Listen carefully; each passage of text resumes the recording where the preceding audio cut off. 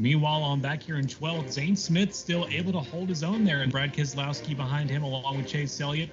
Chris Buescher right now behind that pack in 15th in turn 3. The following is a presentation of the NASCAR Cup Series on USRN. Once again, your home for NASCAR in 2025. We are USRN. The winter in the Pocono Mountains brings skiers, while the spring brings hikers. The summer brings NASCAR, which returns to the track known as the Tricky Triangle.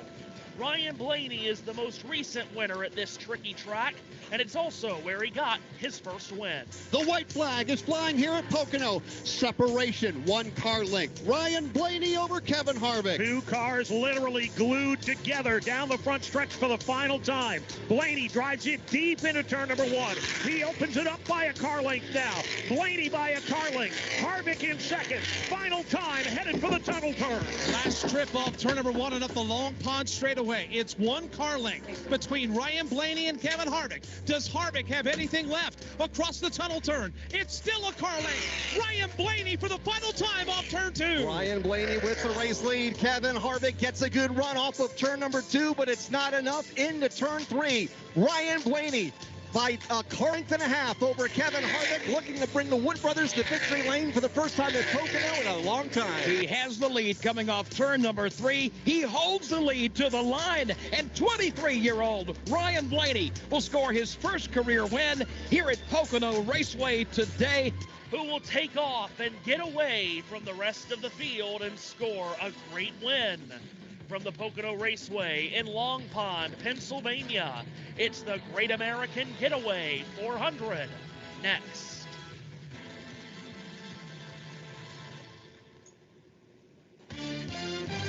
USRN presents the NASCAR Cup Series, live from the Pocono Raceway. Here's your host, Matthew Owens. On a hot and steamy Sunday in the Pocono Mountains, the NASCAR Cup Series makes their once-a-year trip to the track known as the Tricky Triangle. Today, the unique Pocono Raceway is set for what we hope to be a 400-mile fist fight as the NASCAR Cup Series is back here in Pocono. Hello, one and all. I'm Matthew Owens, and welcome to Long Pond, Pennsylvania. Thanks for having us in for the race. Matt White, not with us because of this rain delay. Seth Eves and Josh Turner are coming up in just a moment. This is race 17 of the NASCAR Cup Series season, and it is the last race before NASCAR's new in-season challenge, which begins next week in Atlanta. More on that as we go on both today and into next weekend. Pocono presents a unique challenge to every race car driver, crew chief, and race team. This is perhaps the most unique oval on the NASCAR series, and it's because it's not truly an oval. It's classified as one because there are no right-handed turns. But this truly is a triangle-shaped racetrack. 3 straightaways, 3 corners. The straightaways all at different lengths. The corners all at different banking angles and radiuses, creating this extremely unique racetrack. As we mentioned, this is race 17 of the season, which means we're down to the 10 races, the last 10 races of the regular season, and the playoff standings and the pursuit to make the playoffs got shuffled in a large way last weekend in Mexico City. Kyle Larson, Denny Hamlin, and Christopher Bell remain at the top of the playoff grid with 3 wins each, and then you have that big bunch of drivers with 1 win. Another driver was added to that list last week. William Byron, Ryan Blaney, Joey Logano, Austin Cindric, Josh Berry, and Ross Chastain were already playoff eligible with a win earlier in the season. They were added to that list with Shane Van Gisbergen with his dominant win at the Autodromo Hermanos Rodriguez last weekend. More on SVG in a moment. He becomes the 10th driver playoff eligible based on wins. On points, Chase Elliott and Tyler Reddick are both over 100 points above the cut line. Darrell Wallace Jr. sits 13th, 57 above the cut line.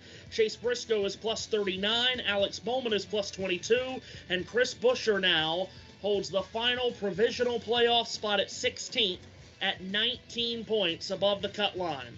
Where Shane Van Gisbergen's win last weekend became oh so important is below the cut line. Ryan Preece started last week in a tie for the final playoff spot and even won a stage. But because SVG was ranked 33rd in the championship standings and vaulted up as playoff eligible, Preece now finds himself 19 points below the cut line. Michael McDowell is minus 43, A.J. Allmendinger is minus 45, and Kyle Busch is minus 50. All of those drivers and many more were hurt massively by SVG's win last week.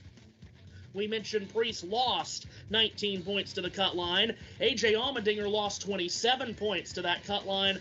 Kyle Busch, who was involved in a crash and finished last, lost 50 points. Carson Hocevar and Ricky Stenhouse Jr. both lost 40+. Meanwhile, for Shane Van Gisbergen, who was 33rd, he gained 140 points to the cut line and vaulted himself in to playoff eligibility. Maximum point gain possible in one race with the addition of the Xfinity fastest lap point is 60 points. Of course, that is if there's not a new winner, because as we mentioned, Van Gisbergen's win puts him from 33rd on the playoff standings to 9th. An incredible vault up the standings with the win in Mexico City, and a back-breaking moment for the guys like we mentioned, Preece, McDowell, Allmendinger, Busch, Hocevar, and Stenhouse. We welcome you into Pocono. Obviously, we are on the air much later than we anticipated. It rained heavily here in the Pocono Mountains earlier in the morning and into the afternoon hours. The rain has gone away. Hopefully all the cells have broken up. We believe they have, and we are ready to race. We are scheduled to get a green flag at 4:30 p.m. Eastern Time. That's 22 minutes from right now, so we are in hurry-up mode. As I mentioned, because of the rainstorm, our guy Matt White has had to check out. He'll rejoin us in downtown Chicago in a couple of weeks. Josh Turner's been gracious enough to fly over real quick and join us, along with Seth Eves. We'll hear from those two in just a moment. In fact, we'll hear from Seth right now. Seth, we come to Pocono. We talk about the uniqueness of this racetrack, perhaps the most unique oval on the NASCAR calendar, and it falls on the schedule at a tremendously dramatic time as we begin these last 10 weeks to the end of the regular season. Yeah, indeed. Hello, everybody. Glad you're with us here. We better late than never, as the saying goes. Great race here. Great, unique racetrack here today at Pocono that we're racing on. And you mentioned it. It became the guys that are below the cut line or above the cut line. Well, to quote the old Foreigners song, it's urgent, because now these guys are feeling it. You know, Buescher, Bowman, heck, even Briscoe and Wallace to a degree, they are now a little uneasy above it. And then some of the guys below, like Preece, and then McDowell, Allmendinger, Busch, Hocevar, Stenhouse. Honestly, I think if you're below Preece, you might as well just start thinking about winning your way in instead of pointing your way in. That's my opinion. Watched a lot of crazy stuff happen today, and that all changed again. But very interesting to watch. The playoffs, unfortunately, once again, have become a very hot topic this week. And you know what? They're here. We have to deal with them. And if you have to deal with it, you have to at least enjoy the entertainment aspect of it. And I think we're going to have some interesting drama here in the next handful of weeks. Yeah, Shane Van Gisbergen's win certainly shuffling the deck as it pertains to the playoffs. Now let's look ahead to the 400 miles here today in front of a sellout crowd that's been waiting very patiently for this race to start. It will in about 20 minutes' time. The playoff race is one thing. Obviously, we'll pay attention to that very closely over the next 10 weeks. The regular season championship also took a big swing last week. Not really because of what the drivers on the track did, but because one driver was not on the racetrack. Denny Hamlin, due to the birth of his first son, missed the race, as you might remember, in Mexico City last weekend. Because of that, he lost 28 points to William Byron at the top of the championship standings. The regular season champion receives an additional 15 playoff points when the regular season comes to an end. Byron's lead is now 67 points on Kyle Larson. Denny Hamlin is now 110 points below that cut line. More than likely, he's not going to be able to gain that much ground on Byron over the next 10 weeks. But Hamlin has returned to the racetrack this weekend. Seth, it is his best racetrack. It's where he got his first win of his career at 19 years ago. It's also where he got his second career win at that same year in 2006. He's won here 7 times, and he's on the pole, setting the fast lap in qualifying yesterday. Yeah, obviously he's the favorite. Just sets up well for him, doesn't it? He gets back out of the. We know Denny. He's never want to shy away from headlines. His wife gives birth. He misses last week. He comes back this week. It just so happens to be the track where, as you mentioned, probably is his best, statistically his best. And to me, it feels like it's setting up for him to win. But as the late great Murray Walker said, anything can happen in auto racing, and it usually does.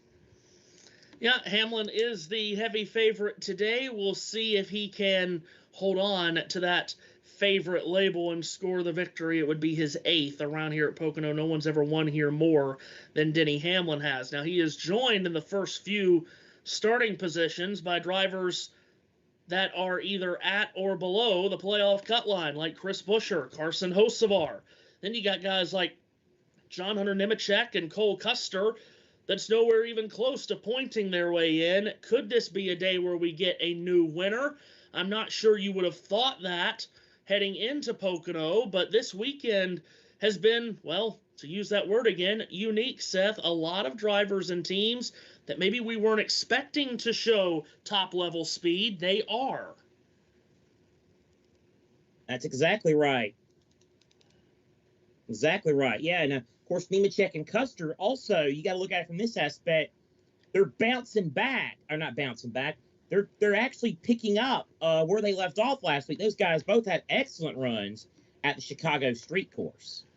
Yeah, absolutely right. So we'll see what this race has in store for us. You're also going to have some really big names having to try to work their way up from the back. Darrell Wallace Jr. had qualifying issues yesterday. He'll start at the back of the grid. Kyle Busch starts 26th. William Byron on a crash could only qualify 31st, and in fact, will have to drop to the rear. So too will Ryan Blaney. Chase Elliott's in the middle of the field. So too is Ross Chastain. So it's going to be a very entertaining race. Pocono is one of those races where it seems to play out the same every single time we come here until it gets to that last run of the last pit stop. Who has the best strategy? We know how big track position is here at this racetrack, where you have these 3 long straightaways, these 3 totally different corners.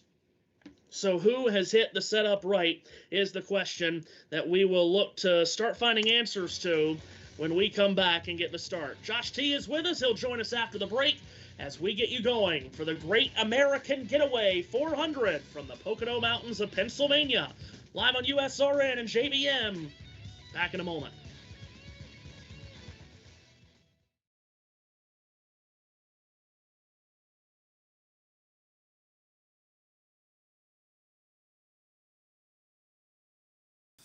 Hello everyone, and welcome to the JB Motorsports portion of the Great American Getaway 400 here at Pocono Raceway. We are a couple of minutes away from the command and a couple minutes away from joining the USRN back up for the main race coverage with Seth Eves and Matthew Owens over there, with myself getting involved in the turns action as Matt White has unfortunately had to step out due to the rain delay. But as in front of you, you can see the grid for today, which we'll go through in the USRN broadcast a little bit later on.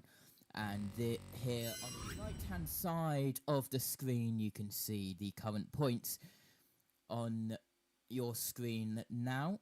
And this is basically the nerd screen with all the summary. How many leaders, how many lead changes, the order, the completed laps, behind the walls, out, reasons for cautions, and average speed, how many laps to go in the stage, and all of that good stuff. But I will await the signal, and we shall rejoin USRN in a couple of moments with green flag scheduled in 13 minutes time, and that will be 13 minutes now, and in 60 seconds time we will be going back on air with USRN. And here we are, 160 laps remaining, and that'll be 160 laps once we get going, hopefully for a full race distance, and hopefully we won't have to come back tomorrow. Denny Hamlin on pole, Chris Buescher on row 1, and we will be going through the whole grid when we return to USRN, the Ultimate Sports Radio Network, and I will go silent so we will be able to sync back up with USRN.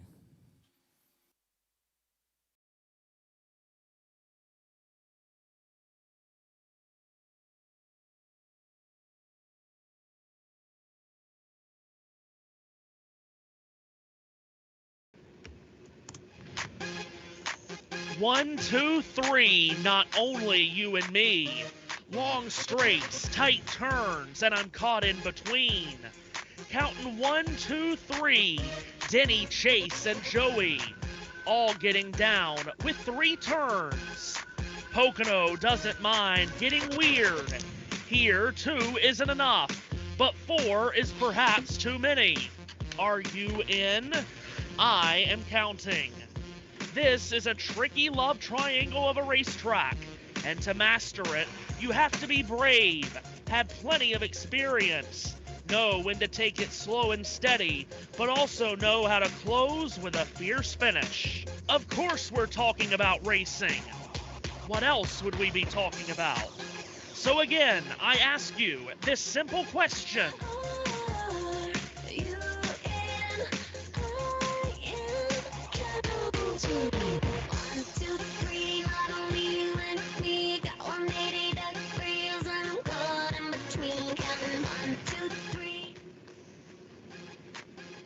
We're in Pocono, where it's all about the numbers. 3 straights, 3 turns, extremely high numbers of speed, and don't forget about making a good fuel number. Get your mind out of the gutter now and get into race mode, because it's time to go racing at the Triangle, where perhaps one of our ones to watch will turn the trick and get into victory lane. Our magician, Matt White, starts us off. After a disappointing weekend in Mexico City, Tyler Reddick hopes to get his season back on track this weekend. Reddick has just 2 top 10 finishes in the last 8 races. Pocono could be the place for Reddick to rebound. His 3 finishes here in the Next Gen era are 2nd, 2nd and 6th, with an average of 3.3. The best of anyone with this car at the Tricky Triangle. Legacy Motor Club and Eric Jones have been on an upswing over the last handful of weeks. After picking up only 5 top 20 finishes in the first 10 races, Jones has 5 in the last 6, including 2 top 10s. This has allowed Jones to gain 8 positions in the championship standings over the last 7 weeks, and he could do more today at one of his best tracks. His career average finish of 13.5 at Pocono is the third highest at an active track for his career, thanks to 8 top 10s in 13 starts. Chris Buescher's first career Cup win came here at Pocono 9 years ago in a big upset while driving with Front Row Motorsports. Buescher wins are no longer viewed as huge upsets, but getting another Pocono win would come as a surprise. His 13th Pocono start since his 2016 win.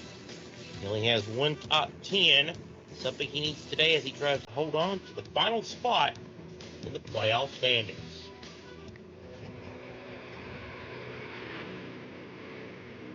There will be bruised sheet metal and bruised egos by the time this day is done.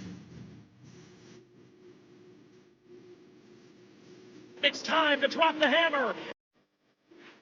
They are 3 by 3 by 3. 4 wide. Right through the center, 5 wide. Big bold move is a bit rude. Now contact. Trouble. Oh my goodness. 5, 6, 7, 8 cars collide. He tumbles like crazy. Oh, everybody's involved. Wow, this is spectacular.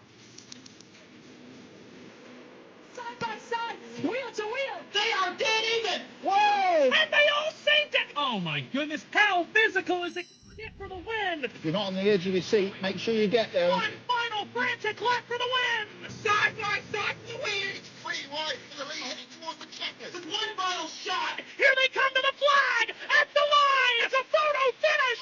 Unbelievable. I don't believe it. Wow.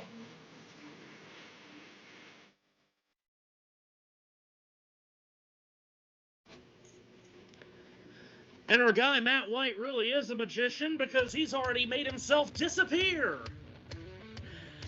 Matthew Owens, Seth Eves, Josh T. here with you from the Pocono Raceway. The NASCAR Cup Series is set to run the Great American Getaway 400 as we begin the final 10 weeks of the NASCAR Cup Series regular season on a hot and steamy, humid Sunday in the Pocono Mountains. Better late than never, I assume, as we are here ready to go for what we hope is 160 laps and 400 miles at the Pocono Raceway.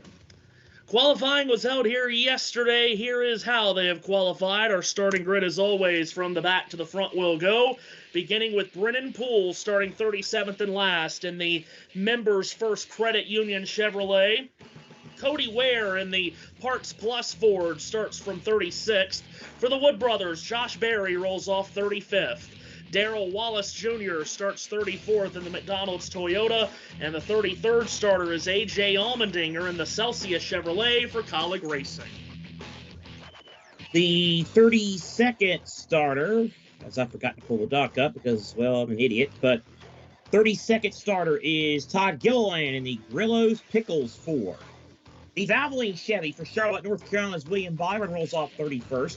30th starter is Ricky Stenhouse Jr. in the Martin's Famous Potato Roll Chevy. Boy, this is a protection.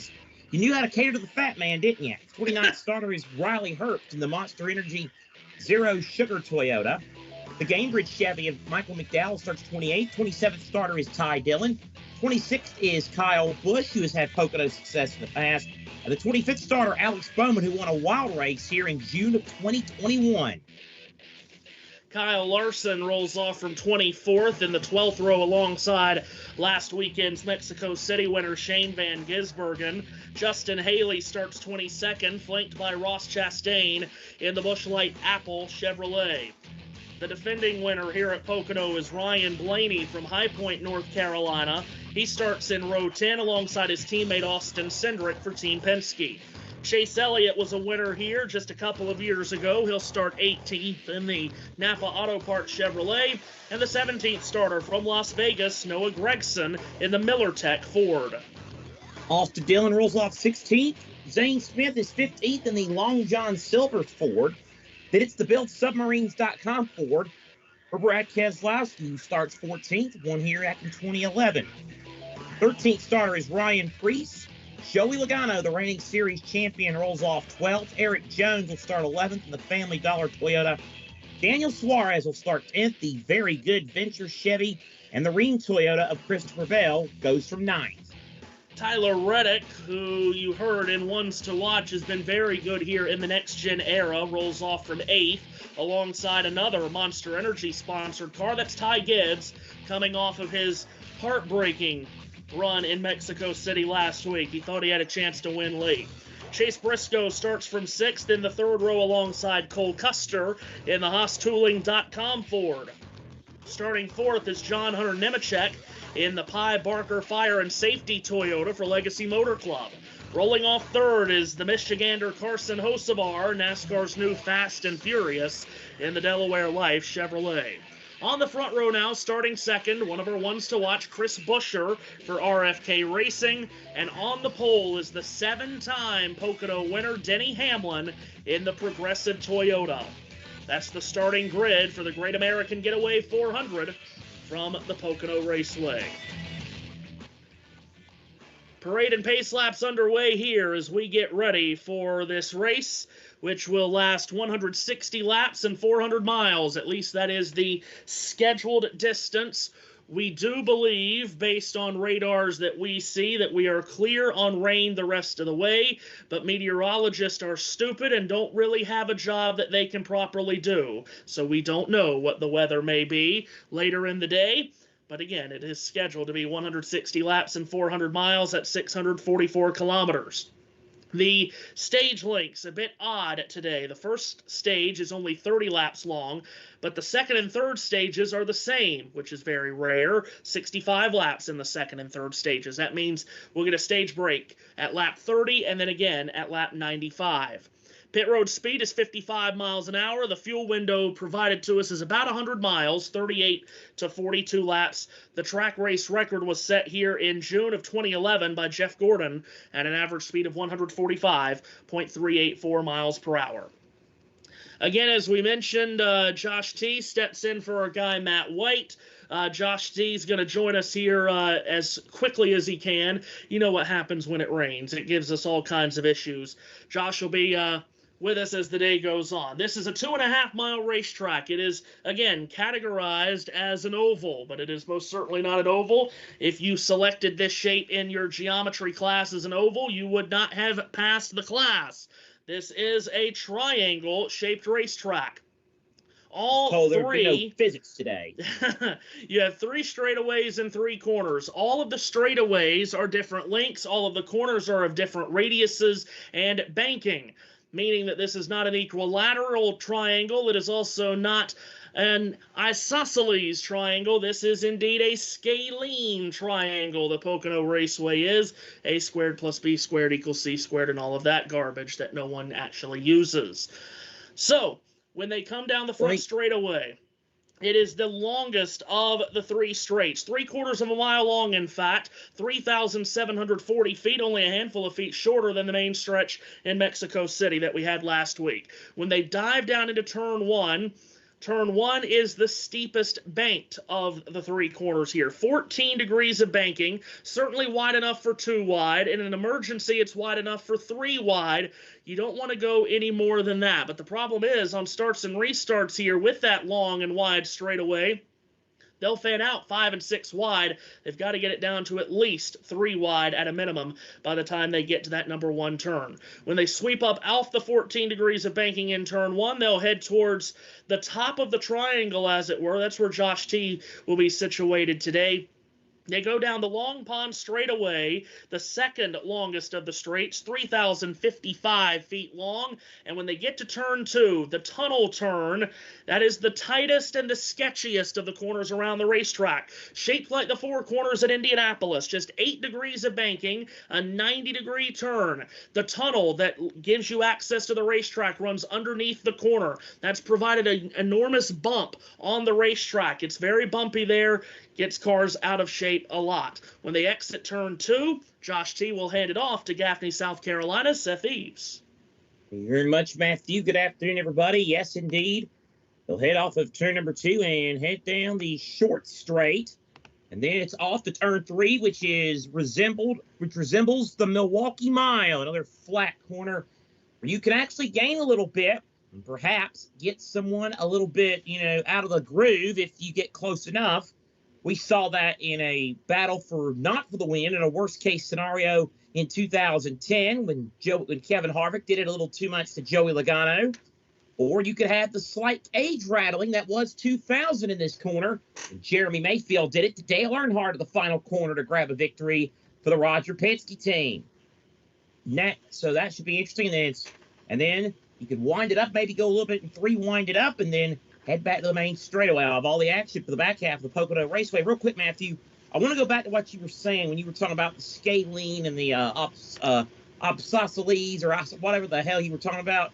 You know, I just got to say, I got to channel Mentor Cardale Jones, Matthew. We ain't supposed to go no school.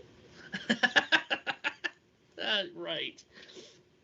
Exactly right. That is a lap around Pocono. That's what makes it so unique, and what makes it just so different than any other racetrack that we run on. Crew chiefs will call this race like it is a road course because lap time is just under a minute, which means you can make a green flag pit stop and stay on the lead lap if you are close enough to the leader. That's usually top 15, top 20. You can do that. So we'll see guys flipping stages throughout the day. That'll be a part of the strategy throughout this race. Again, Josh Turner's with us. He will join us here in just a moment, just fixing out some technical issues on his end at the top of the triangle of Turn 2. Matthew Owens and Seth Eves here with you as well. We've just gotten the 1-to-go signal, Seth. They've made their pass down pit road to set the tachometers. The Chevrolet Corvette pace car heads your direction in Turn 3. It's set to take the left-hand turn to pit road, and a sellout crowd in Pocono rises to their feet as we get ready for 400 miles at the Tricky Triangle. Better late than never. The sun is even poked out as we get set for 400 miles of racing. Denny Hamlin, Chris Buescher on the front row. Should be a good one today for the start of the Great American Getaway 400. Walnut Cove, North Carolina's Matthew Owens of the Super Radio Station WUSRN.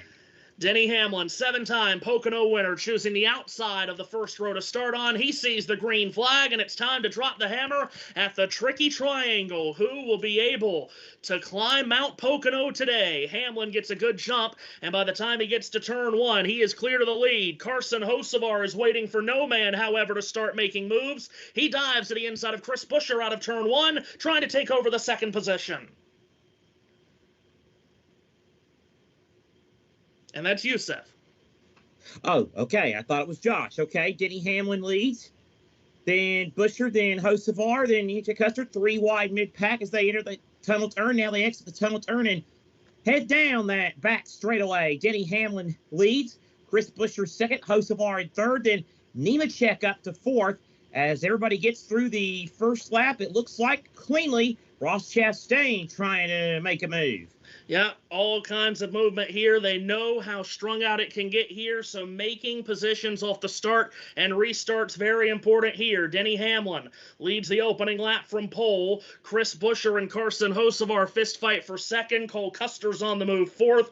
Big wad of traffic in the middle of the pack. They spread it 3 wide in turn 1. Chase Elliott to the inside of Shane Van Gisbergen and Austin Dillon. JT will be back with us shortly as the field heads to turn 2. As the field heads to turn 2, Chase Elliott trying to make a move. Here's Alex Bowman thinking about going 3 wide as they start fanning out. Bowman 3 wide with Van Gisbergen and Elliott. They're still 3 wide through the center of the corner. As they head down the short straight, behind them you have Justin Haley and Austin Cindric lurking.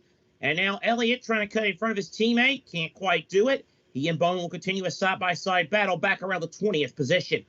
All kinds of movement in the middle of the pack here. Like I said, track position is so key here at Pocono. Denny Hamlin squirts away by 3 car lengths at the front, but further back, the action is still very fierce. Joey Logano in turn 1 has a car to his inside and out. To his outside was Brad Keselowski. To his inside was Zane Smith. Logano backs away and lets those two battle it out off turn 1. Indeed he will. It's very early in the race. No need to use up all your stuff. As soon as I say that, he tries to go inside. A good block thrown by the 38 car of the 38 there. So back we go. Denny Hamlin has the race lead still. Not missing anything much at the front. Meanwhile, Ty Gibbs trying to chase Chase Briscoe down. That's back for the 6th position. 38, of course, being Zane Smith. I don't know why. we're almost the halfway point of the year. I still want to think Smith's in the 71 and the 30. I'm still getting confused with some of these guys. Denny Hamlin brings the field down the main straightaway. Carson Hocevar is still putting the blowtorch to the bumper cover of the Chris Buescher automobile. Further back in turn one, Ross Chastain makes a dive to the bottom of the racetrack. He gets around Joey Logano for position. Chastain, always moving forward it seems, makes up the spot. Yep, in that red Busch Light Chevrolet. So Busch Light Chevrolet is, boy, that's a big sun glow on the camera there. Goodness gracious. That almost blind you as Logano tries to reel in the one car of Chastain. Heading down the short straight. It is still Chastain ahead of Logano for that position. Again, this is outside of the top 10 as they work their way through. Meanwhile, here's a battle for position on the main straightaway. Chase Briscoe looking for fifth on Cole Custer, gets to his left. Past him as they cross the start-finish line. So Briscoe moves up to the fifth position. Cole Custer will run in his tire tracks at sixth on the way back to turn number one. We work lap 5 of 30 in this opening stage. Denny Hamlin leads, but it's not a large lead that he owns on Chris Buescher. Yeah, Buescher isn't letting him get too far away in that red, white, and blue 17, and it's that multi-blue shade 77 of Carson Hocevar running in the third position.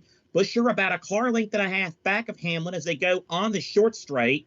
But Hamlin continuing to just hold that steady wheel and lead the pack like the Pocono master that he is. Swings up out of turn number 3 with a 2-car length lead on Chris Buescher for RFK. As Seth mentioned in Ones to Watch, a winner here 9 years ago for the Front Row Motorsports team. He's in the slipstream of Hamlin down this 3/4 of a mile long main straightaway. And by the time they get to the end of the straightaway and arc into turn 1, Buescher is right on the back of Hamlin. Hamlin in the middle of the racetrack through turn 1. Buescher tries to stay with him. Carson Hocevar is 5 car lengths back in third. Buescher closest to within 2 car lengths on the Long Pond straightaway, maybe even less than that. He's got a really good run on the straightaway. Backs off a little bit on the approach to turn 2, but that's a good run, though, by the Chris Buescher automobile. So he might have something. Down the short stretch they go. Buescher, again, keeping the gap at about a car length on the approach to turn 3. I will say this aerial view, not a big fan of them usually, but it did a good job of showing the gap Buescher made up there briefly in the Long Pond straightaway. Yeah, Buescher's got some really good high-end speed in that Ford Dark Horse Mustang. Here he is on the main straightaway again, sucking up to the back of Hamlin in the slipstream. He's right underneath the spoiler of Hamlin. At the end of the straightaway, he'll throw it down the inside of turn 1. Chris Buescher on the bottom of the racetrack. Denny Hamlin keeps it wound up topside. They race off the corner. Hamlin still has the lead, but it's a tenuous one. Yeah, Buescher's got something here, but a good defensive drive by Hamlin to keep the advantage as they head down the Long Pond straightaway. He leads Chris Buescher, and as they work their way into turn number 2 now, and they'll head out of there and head on to the old Milwaukee corner, as we'll call it today, the short stretch. Then you'll go to turn 3. Buescher, close, but not close enough to make a threat. Again, Denny Hamlin, he runs just so well here, and it's just an absolute treat to watch him master this place. Top 3 have separated themselves from fourth place running Tyler Reddick by nearly 2 seconds. Over the line comes Hamlin, completing lap number 7, and Buescher still is right in the wake of that blue number 11 of Denny Hamlin, which flashes back to turn 1, holding on to this 1-car length lead on Chris Buescher. Carson Hocevar in line third. As I mentioned, Tyler Reddick is fourth. Chase Briscoe winds out the top 5 as we work lap 8. Boy, Hocevar, like he got a little bit of the wall there coming off of turn number 1. Hamlin has now gapped Buescher a little bit. It's back to about 3 car lengths as they head towards turn 2. Meanwhile, further back, position change outside of the top 10. That's for 20th. William Byron has made a pass on Austin Cindric, so move the Valvoline car of Byron into the top 20. Of course, a rough weekend, rough qualifying yesterday for Hendrick Motorsports. We said yesterday on USRN2, if you were with us, amidst some humor, admittedly, that, Matthew, this was the first time in 7 years we've come to a Cup Series race, and the highest starting Hendrick car was 18th or worse. Yeah, and Byron has great speed in that car. He was fastest in practice yesterday, but crashed coming off of turn 2 in qualifying. That's why he had to start at the back. As you just documented, Seth, he's already up to 20th. He's picked up 17 positions. He sure has. So we'll be watching him throughout the day. You can bet your bottom dollar on that. The gap's still about 3 car lengths from Hamlin to Buescher as they head down the short straight on the exit of turn number 2. Hamlin's blue and white progressive Toyota able to keep the advantage. He now works the bottom lane in turn number 3. Buescher gets a pretty good entry into the corner that time, though. Closes in about a car length. Might have a good run coming out of 3. He does, exiting turn number 3 with the wind blowing heavily here, and it looks like it is a headwind down the straightaway, so we're going to get some massive top-end speed down this long front stretch, and Chris Buescher still in the slipstream of Denny Hamlin, closes right in on him, going into turn number 1. Hamlin has that 1 car length of a bubble on him. Carson Hocevar has slipped back. He's now 8 lengths off the lead in 3rd. Indeed. Rest of the top 10 real quick. Tyler Reddick is 4th. 5th is Chase Briscoe. Then 6 through 10. Cole Custer, Daniel Suarez, Ty Gibbs, Christopher Bell, and John Hunter Nemechek. I got to tell you, man, if you're reading the back half of that top 10, maybe you feel like I was watching an Xfinity race from 2018 or something. Wasn't long ago those guys were in that series. Now they're in the Cup Series on Sunday and doing a good job today. Buescher's still close, but not close enough to make a move on Hamlin. Yeah, Hamlin flashes across the line. He's led the first 10 laps. Now, as we mentioned, stage lengths are a little wonky today. Just 30 laps this opening stage. The last 2 stages, however, are both 65 laps. So that brings the strategy into it. All of these drivers can make it on fuel to the end of stage 1, but we will likely see a lot of these leaders come to pit road and quote-unquote flip the stage before pit road closes with 2 to go in the stage. One driver, though, Seth, that might not flip the stage is Chris Buescher. You talked about him trying to hold on to that final playoff spot. If he could get a stage win, that would be massive. Marty Snyder for more. Steve, take you back a couple of weeks to Michigan where Chris Buescher finished 2nd and was very disappointed to finish 2nd. I asked him, is the speed here at Pocono as good as it was at Michigan 2 weeks ago? He said it might even be a little bit better. But I find where they are in the point standings very compelling, Steve. They're pretty comfortably above the cut line when you look at where the 17 is. But when you talk to Chris Buescher, you talk to Scott Graves, they will tell you that doesn't matter. We're in must-win territory. So if you were Scott Graves, Steve, how would you play the game from where they sit in the point standings? I think you have a car that I've seen so far that can win. I'm not worried about points. I believe we're going to have winners. I know it says plus 55, but if you get 1 or 2 winners from below, you do not want to go to Daytona to end the regular season needing anything. You want to be locked in. We see it every year. Someone's going to get in on points, but it doesn't make that race any better. Byron on the move early. No doubt. Chris Buescher trying to make his way into the playoffs, and we know, Seth, how incredibly close he was to winning so many times in the regular season last year. But in this system, close doesn't count when you have chances to win. Did not win in the regular season last year, ended up not making the playoffs, and by the time he did get the win at Watkins Glen, he celebrated a win, but it wasn't for playoff advancement. And that's why when you have these opportunities, you've got to snatch them. You've got to take them with 2 hands. You got that right. But by the way, I don't know if you need that, if you mentioned something, but Byron and Reddick both say they have no data. And that's not overly surprising. Things like that do happen when it rains, and it did rain hard for a good while here earlier today, late morning into the afternoon hours, so they'll try to get that rectified at some point when they come to pit road. Reddick running in the 4th position, and William Byron, our biggest mover so far, he's now up to the 19th position, so he's gained 17, make it 18 positions, actually, Byron has gained since the start.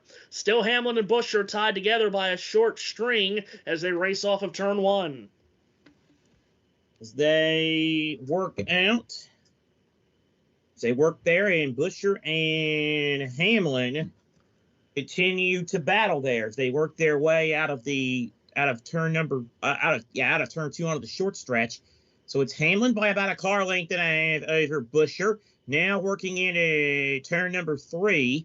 Hamlin now drifting a little bit high. Buescher trying to make a run. Hamlin leads by about 2 car lengths. Swing up out of turn number 3. Hamlin extending that lead just a little bit as they come across the start-finish line. They will have to maneuver their way around the Brennan Poole automobile here very shortly. Poole running for the New York Racing Team. No, you certainly can't. Poole making a run for the New York Racing Team this week. And well off the pace, Seth. He's going to fall off the lead lap here very soon. Indeed. Poole pulling a double duty this weekend. Of course, he runs full-time in the NASCAR Xfinity Series. Thank you, Prime, for the downforce and drag lesson. As Denny Hamlin continues to show the way, he's led every lap. Chris Buescher has been close just about every lap, but he hasn't been close enough to make a move. Hamlin leads on the approach to the number 3 corner. He leads by about a car length over the man from Texas, Chris Buescher.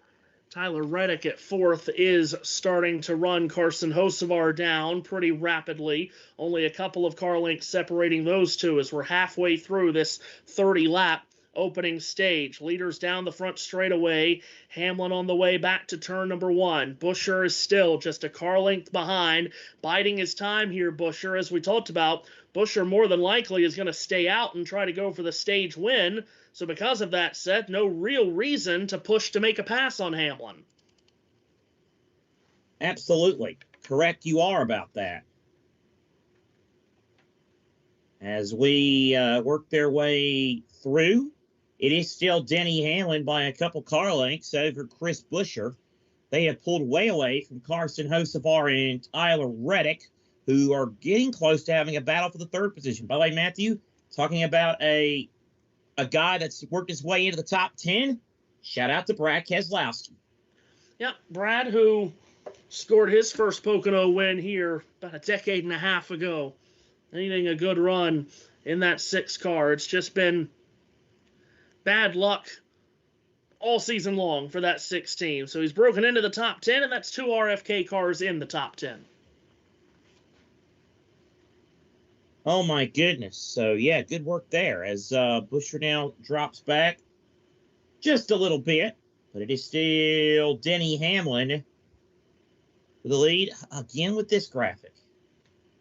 Lord have mercy. But it is Hamlin by about 3 car lengths over Chris Buescher. Maybe a little bit more than that as he works his way through turn number 3. Brings it back to the main straightaway as they come to the flag stand. 17 laps are complete, 13 to go.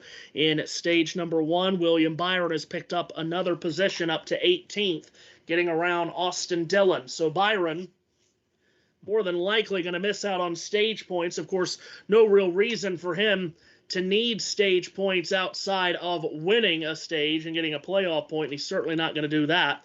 Let's pick up a battle for 8th position out of turn number 1. Christopher Bell, is on the move. Yeah, he is trying to get around Daniel Suarez for the number 8 position. And, boy, he gets really close to Suarez, does Bell. Suarez, though, now has a slight edge on the outside. A little bit of a wobble there for the Suarez machine. Bell stays close with him. That battle for 8th continues to rage on. Bell, again, nearly makes contact. Boy, close again to making contact, entering turn 3. Bell, though, is going to make the pass, and he's going to bring Keselowski with him. Carson Hocevar come off of turn 3 and slung his car way to the bottom on the main straightaway. Tyler Reddick gets around him.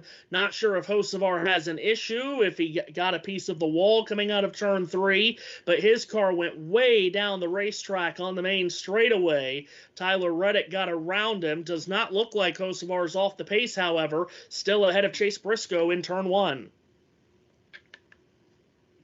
So it's... Yes, so the battle continues on for that. Not battle continues on. So Hocevar, yeah, he is a. We know he's not bashful to put that car wherever he needs to go, and he'll be one to focus on yet again here this afternoon as the day progresses. This race, good start of this race. 11 to go with the stage when Hamlin hits the line. And Hamlin and Buescher have just gotten around the aforementioned Brennan Poole car. So, yeah, Hocevar across the line does not look as if he is off the pace. May have just cut it that far down and backed off to let Tyler Reddick go by. Of course, Hocevar could be in a position to not pit at the end of this stage and try to get the stage points, which he desperately needs. You're right about that. He does need to stay. So, again, probably don't use up your stuff early. We say that, though. Hocevar now feeling the heat from a bearing down Chase Briscoe on the approach to the tunnel turn. Hocevar still ahead, but Briscoe does appear to be gaining down the short stretch. Now into turn number 3 they'll go. Hocevar keeping the spot. Briscoe staying right behind. Ooh, that like a bit of a wobble there from Hocevar in 3. Carson Hocevar wobbling maybe a little bit. Briscoe's there. Chase Briscoe closes right in on Hocevar in the Delaware Life, number 77 for Spire Motorsports as they cross the line and head back off towards turn 1. This is the fight for the 4th position. Here is Briscoe, goes deep into turn 1 here, takes it to the bottom. Let's see if we can figure out what happened to Hocevar when he went way low. Oh boy, he nearly spun the thing. Whoa! Yeah, he made a tremendous save off of turn 3. That thing was completely sideways, glanced the right rear off the outside retaining wall. That's why he was so far down the racetrack. How he got away with just losing 1 position there is almost unimaginable. That's a wheelman, folks, whether you like him or not. That's just a wheelman. He's certainly struggling with that car in turn 3. Chase Briscoe closes right up on him in the fight for the 4th position as we get set to go down to pit road here from the Amazonians. Hang on to it. We only need to go a few more laps to be able to pit here to work on that thing for you. That was a report, Trevor Bain on Joey Logano. Trevor. They don't like the handling on the 22 car right now. Let's, again, focus in on that battle for 4th heading towards turn 2.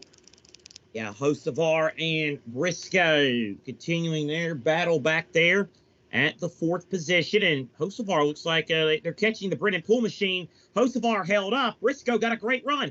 Hocevar throws the block on him, though. Briscoe now goes back outside, and they'll go around the Brennan Pool machine. Hocevar, though, I don't think he's trying to give spots away. He's playing defensive big time on Chase Briscoe. Well, and he was also trying to get around Brennan Pool, which he has done. And Chase Briscoe was running the line that Hocevar needed to take to get around him. So not a lot's going right for Carson Hocevar here over these last few laps. And here's Chase Briscoe again. He's going to throw it down the inside of turn 1 to try to make up this 4th position. Briscoe off of turn 1. He's got a nose in front of Hocevar, who keeps his foot in and around the outside. Yeah, Briscoe going on the inside there, trying to get that 4th position. Here he comes, Briscoe on the inside. Good drive. Boy, this is tight. He and Hocevar make contact, and Cole Custer looking on. So that could be, Custer might get them both here if Briscoe and Hocevar aren't careful. Briscoe inside, makes the pass. 4th place, Chase Briscoe.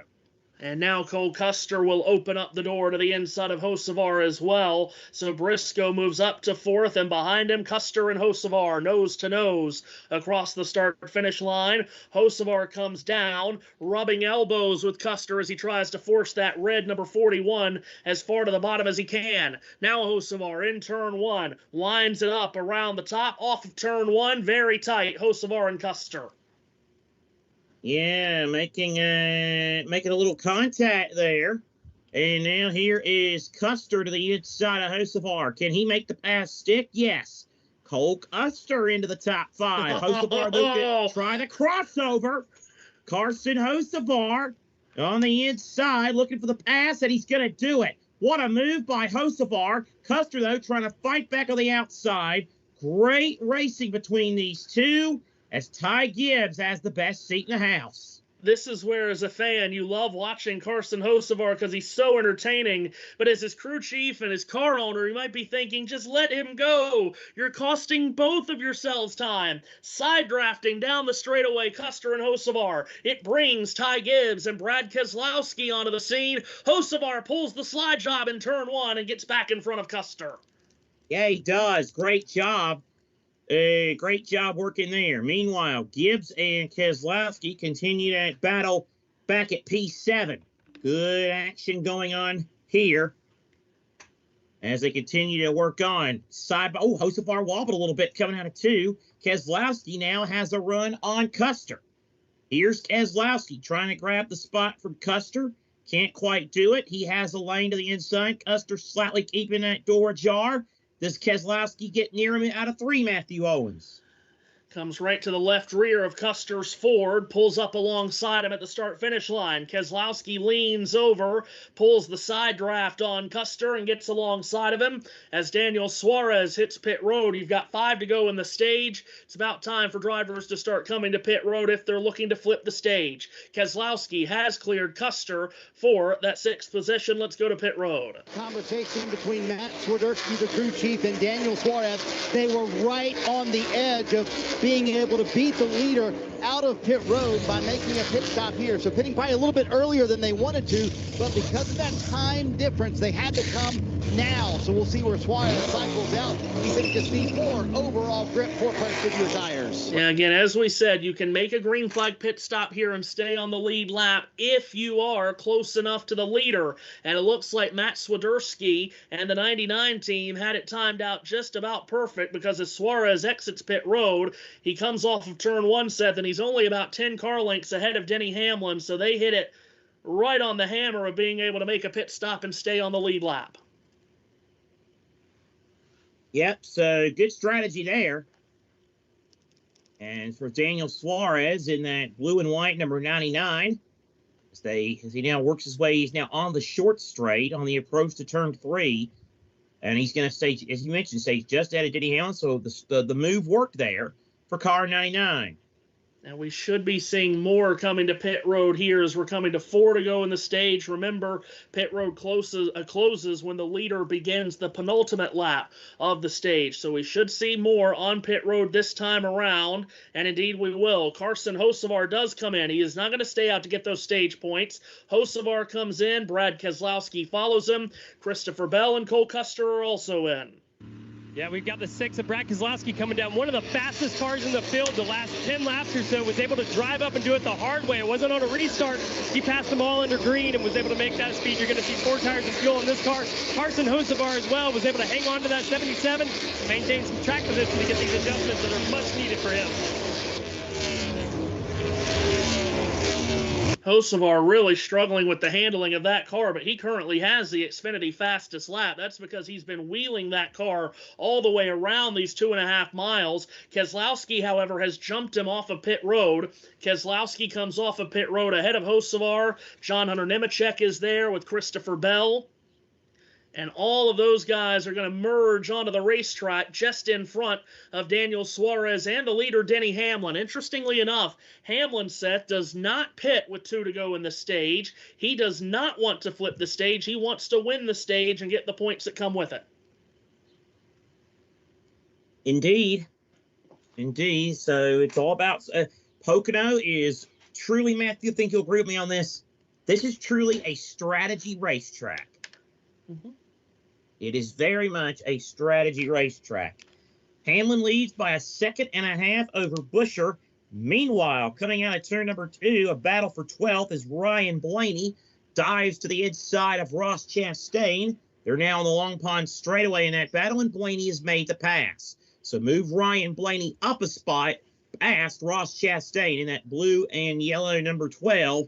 The defending winner of this race up a spot in the running order as Hamlin has begun the final lap of this stage. So that's P12 for car 12, Ryan Blaney. Indeed, Hamlin off turn 1 on the final lap of the stage, heading towards turn number 2.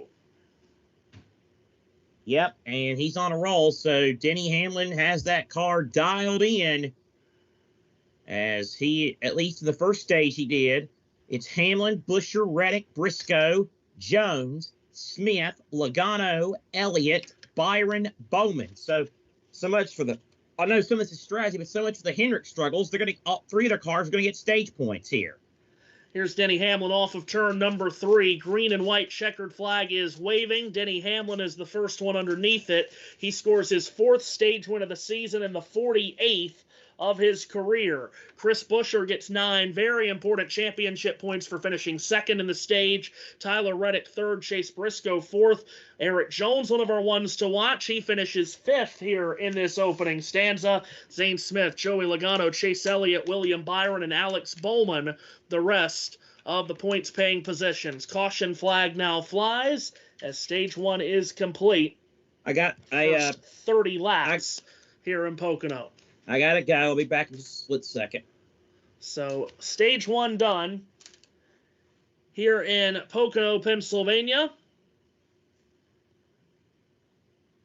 Denny Hamlin choosing to stay out and win the stage, get that extra playoff point. Of course, he has 3 wins on the season.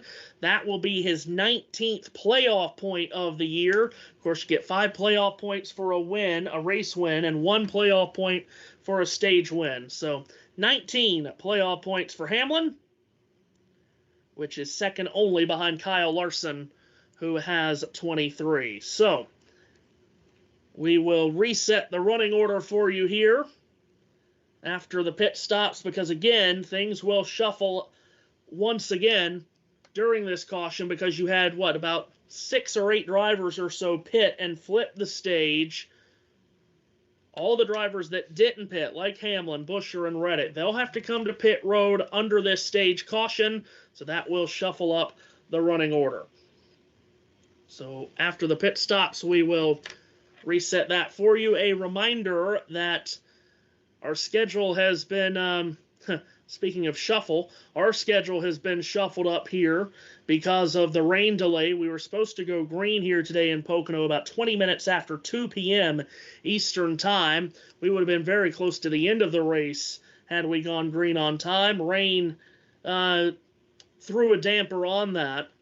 So our schedule has been shuffled up a bit, but a reminder that once we get done here in Pocono, we will get you out to Oklahoma City for Game 7 of the NBA Finals between the Indiana Pacers and the Oklahoma City Thunder. It's the first Game 7 of the Finals since 2016. Hard to believe. It's been nearly a decade since we had a Game 7 in the Finals. And we will have that coverage for you on USRN once we get finished up here in Pocono. The Pacers just not quitting at any point and getting that series all the way to a Game 7. Of course, the Pacers have never won an NBA championship. They did win 3 ABA championships in their time in the ABA, but they've never won an NBA title. And of course, the Oklahoma City Thunder, known as the Oklahoma City Thunder, have never won an NBA championship. Their franchise, of course, won one many years ago when they were known as the Seattle Supersonics. Right. I'm back. I'm back. If you want to get on this day pulled up, I can do that. And pit road is open for the leaders. No, that's the case for Tyler Reddick. He said, I'm really loose in 3, but I'm worried if we make an adjustment, I'll get too tight in 1 and 2. So they're electing to leave it alone. They will take 2 cans of Sunoco fuel and put fresh tires on that Toyota. Trevor. Yeah, Chase Briscoe was talking about how much the track is about to change after they put rubber down during that run. James Small told him to wait on him for some fuel. It's going to be quick, though, he says. Chris Buescher told Scott Graves, Trevor, the fire-off speed was so good. It just got too free on throttle in turns 2 and turn 3. Denny Hamlin, flag-to-flag stage win for Hamlin. He gets the 1 playoff point. He said the car was neutral, but overall too free off turns 2 and 3. Of those who pitted, Chris Buescher wins the race off pit road. The 8 drivers that pitted at the end of the stage stayed out. Chris Buescher, as you hear Marty Snyder say, has won the race off of pit road. So it's a good pit stop for Scott Graves' team as they jump Denny Hamlin on pit road. We, as I mentioned, will reset the running order for you, which will be shuffled up now through some drivers flipping the stage and others pitting under the stage caution. So we'll reset that running order for you when we get ready for the restart.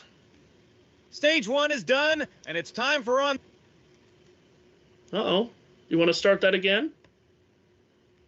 Want to try that one more time? Dan lost his voice from screaming so much. My God, can you believe that? Oh, man. I'll try that one more time.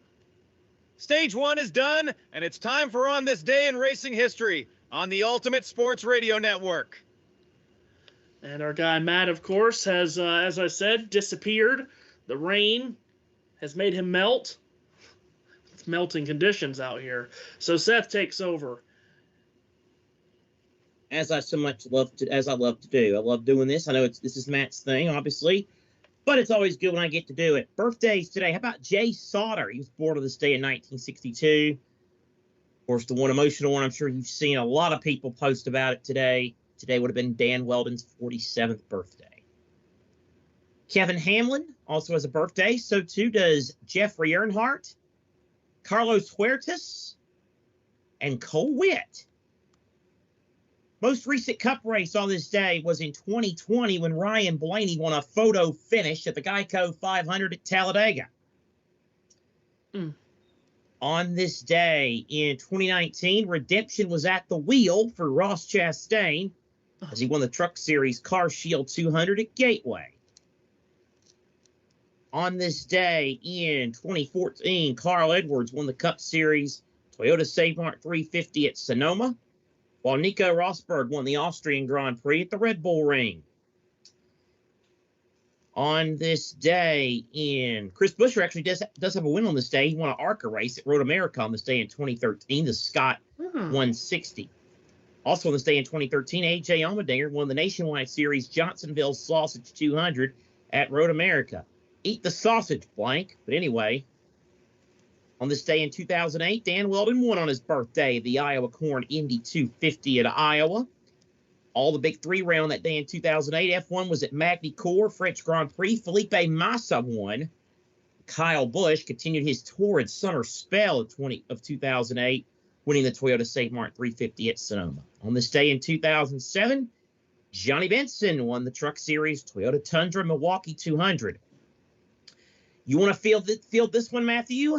On this day in 2003, Robbie Gordon won the Dodge Save Mart 350 at Sonoma.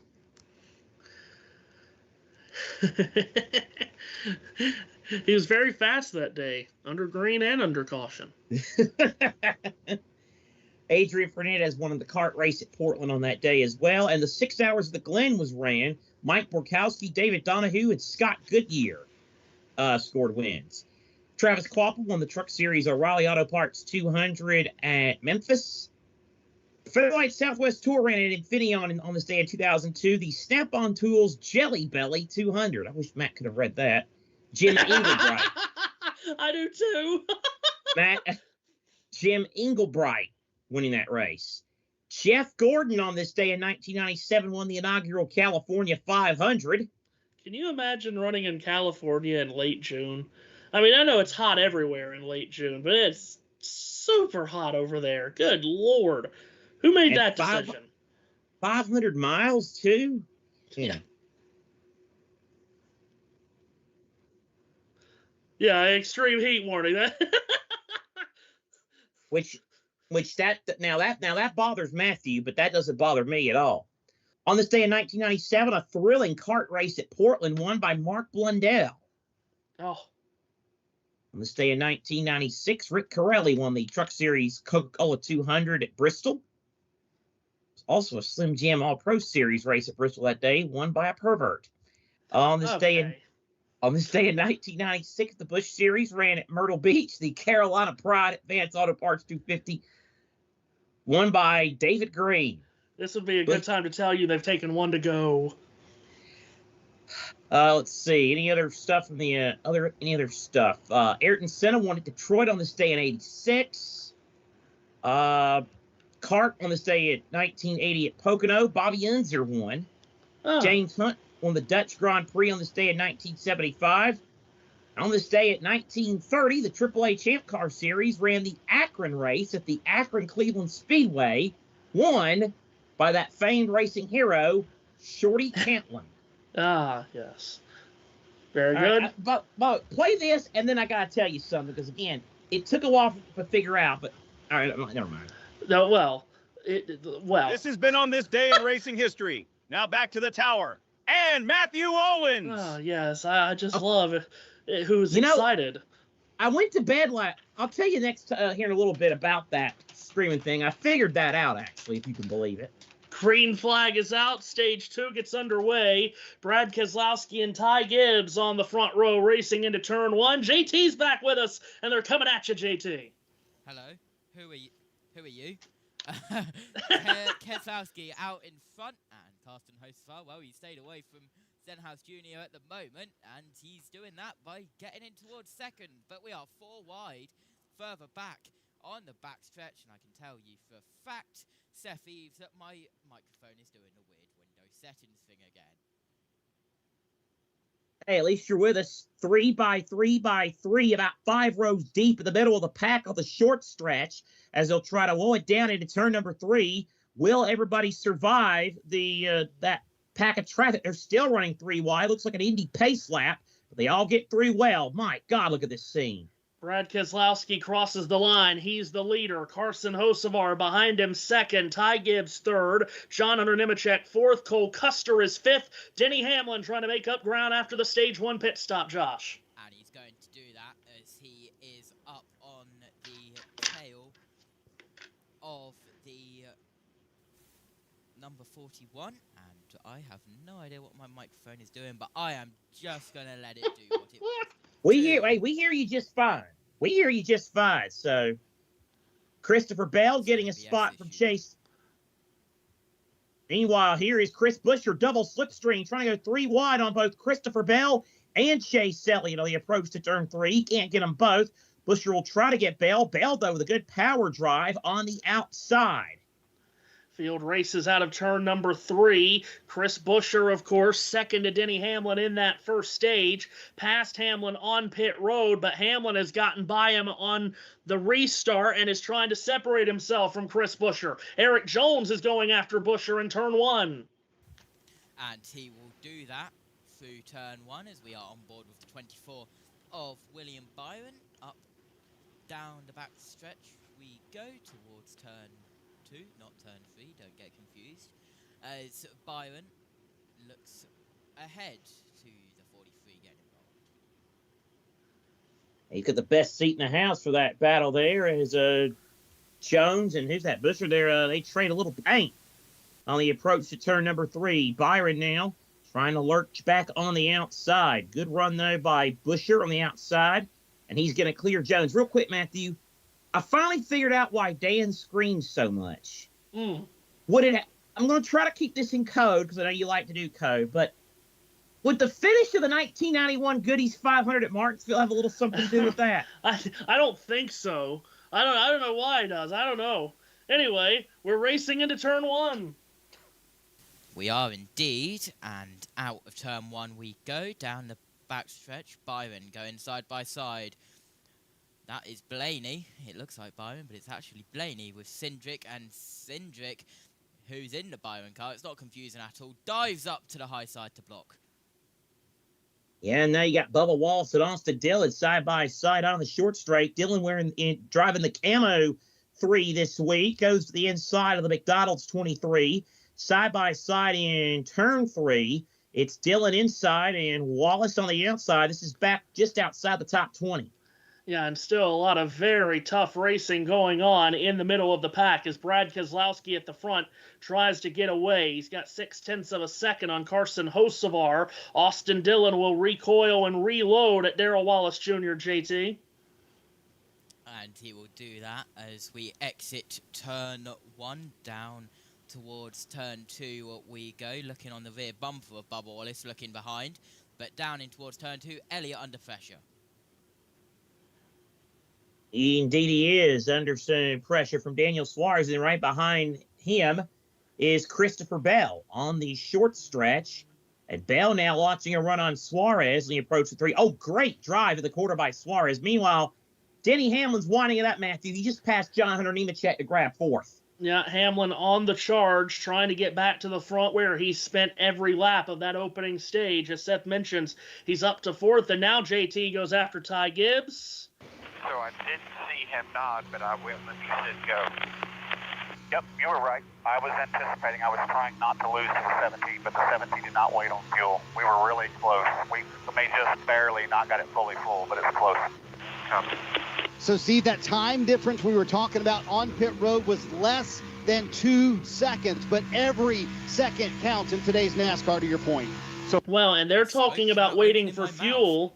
You did. You did a great job, a ventriloquist job. I was going to say, you should try career in ventriloquism. Yeah, you did really well, even though no one can see you on this radio platform.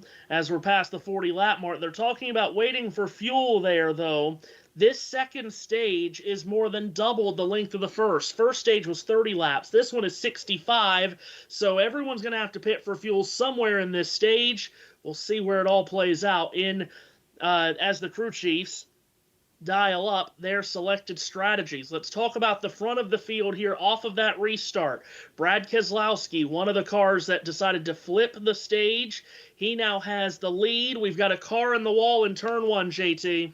And it is the number 35, and that'll be a caution here out towards turn 1, the 35 of Riley Herbst getting up into the wall. And look at that front right tyre. That is not a tyre anymore, it's a piece of rubber with a bit of metal. Caution comes out, Riley Herbst. There you go. Yeah, very good indeed. I like Riley that. Yeah, that was a good quote. Finding trouble in turn number 1. His car has come to a stop on the Long Pond straightaway on the flat apron towards the inside of the racetrack. The rookie driver from Las Vegas. Looked like he cut down a tire, JT. Is that what happened? On board, and yep, just drifts Gosh. wide. I'll tell you. Turn in, doesn't turn in, and well, that is. Let me tell you what you want to happen in Pocono, or anywhere. Josh kind of unintentionally teed me up because something I already had thought. Let me tell you, we talk about high-speed racetracks like Daytona, Talladega, Atlanta, places like that, where you can absolutely hit. But let me Pocono here, when you think about a hard hit, you think about the inside wall, the old inside wall. But let me tell you, I don't know, and I've never driven a race car. The next race I drive will be my first. But I cannot imagine, and we've seen a lot of them over the years, there cannot be a more helpless feeling in stock car racing, guys, than when you go into turn 1 at Pocono at full speed and you don't have control of your car because you hit that wall a ton. Rusty Wallace, Jeff Gordon, Ken Schrader, Bubba Wallace, all have had nightmare wrecks here. Jimmy Johnson had a hard hit, too, in this corner. And though it wasn't as hard as those, that was still a pretty good-sized lick by Riley Herbst. So turn 1 at Pocono, I don't think gets talked about enough as being one of the most dangerous corners in the sport, especially if you cut a tire or lose your brakes. Dale Earnhardt there in 1981 broke his ankle. That's right. At that corner. And of course, we're just talking about turn 1. This whole racetrack is just a magnet for hard crashes. You think of the hard crashes we've seen on the Long Pond straightaway on the way to turn 2. Lord Elliott Sadler had one of the scariest ones we've ever seen over there. We had one year where Casey Kane nearly flew up into the trees, Le Mans style. Steve Park and Dale Jr. Yeah. Then Jeff Green. So we've seen Davey Allison had a flip here way back when. Yeah, that was at turn 3 where he flipped over the guardrail after contact with Darrell Waltrip in 1992. I mean, they're just hard crashes here at Pocono. And God, we've talked about all these crashes, and this might have been a turn 1 crash too, Matthew. I mentioned turn 1. And I don't even think I mentioned the one that effectively, if I'm not mistaken, ended Bobby Allison's Hall of Fame career. Yeah, that happened here. Yeah, that was at turn 2, wasn't it? Turn 2, okay. With Bobby. That was, oh gosh. Richard Petty. Petty broke a collarbone here in turn 2 back in the 70s. I mean, this has been... It's a dangerous racetrack. I mean, you don't get to you don't think about going 210, 215 like you do at some of those other places like Daytona, Talladega, or even 190 like at Charlotte, Atlanta. But you carry speed here, and you hit it hard, man. Yeah. So Riley Herbst is getting the assistants back to pit road. Well, that'll be to the garage. Herbst, flat tire, and cracks the wall in turn 1, putting us under our first caution for cause of the evening. Lap 44 of 160 for the Great American Getaway 400. We're on lap 14 of 65 here in Stage 2. Again, just a reminder, once we get done here in Pocono, we'll get you out to Oklahoma City. The first Game 7 of an NBA Finals in 9 years. The Pacers and the Thunder to do battle for the NBA championship. Game 7 coming up right when we get done here in Pocono. We are hoping to get it wrapped up very quickly here in Long Pond, Pennsylvania after the rain delay. Delayed the start of this race by about 2 hours. If we hadn't had the rain delay, if we had gotten underway on time, we would basically be at the end of the race now, right around it. And we'd have plenty of time to catch our collective breaths and get to Game 7 of the finals. I'm back. And, of course... I'm sorry, what were you saying? You said something about the finals?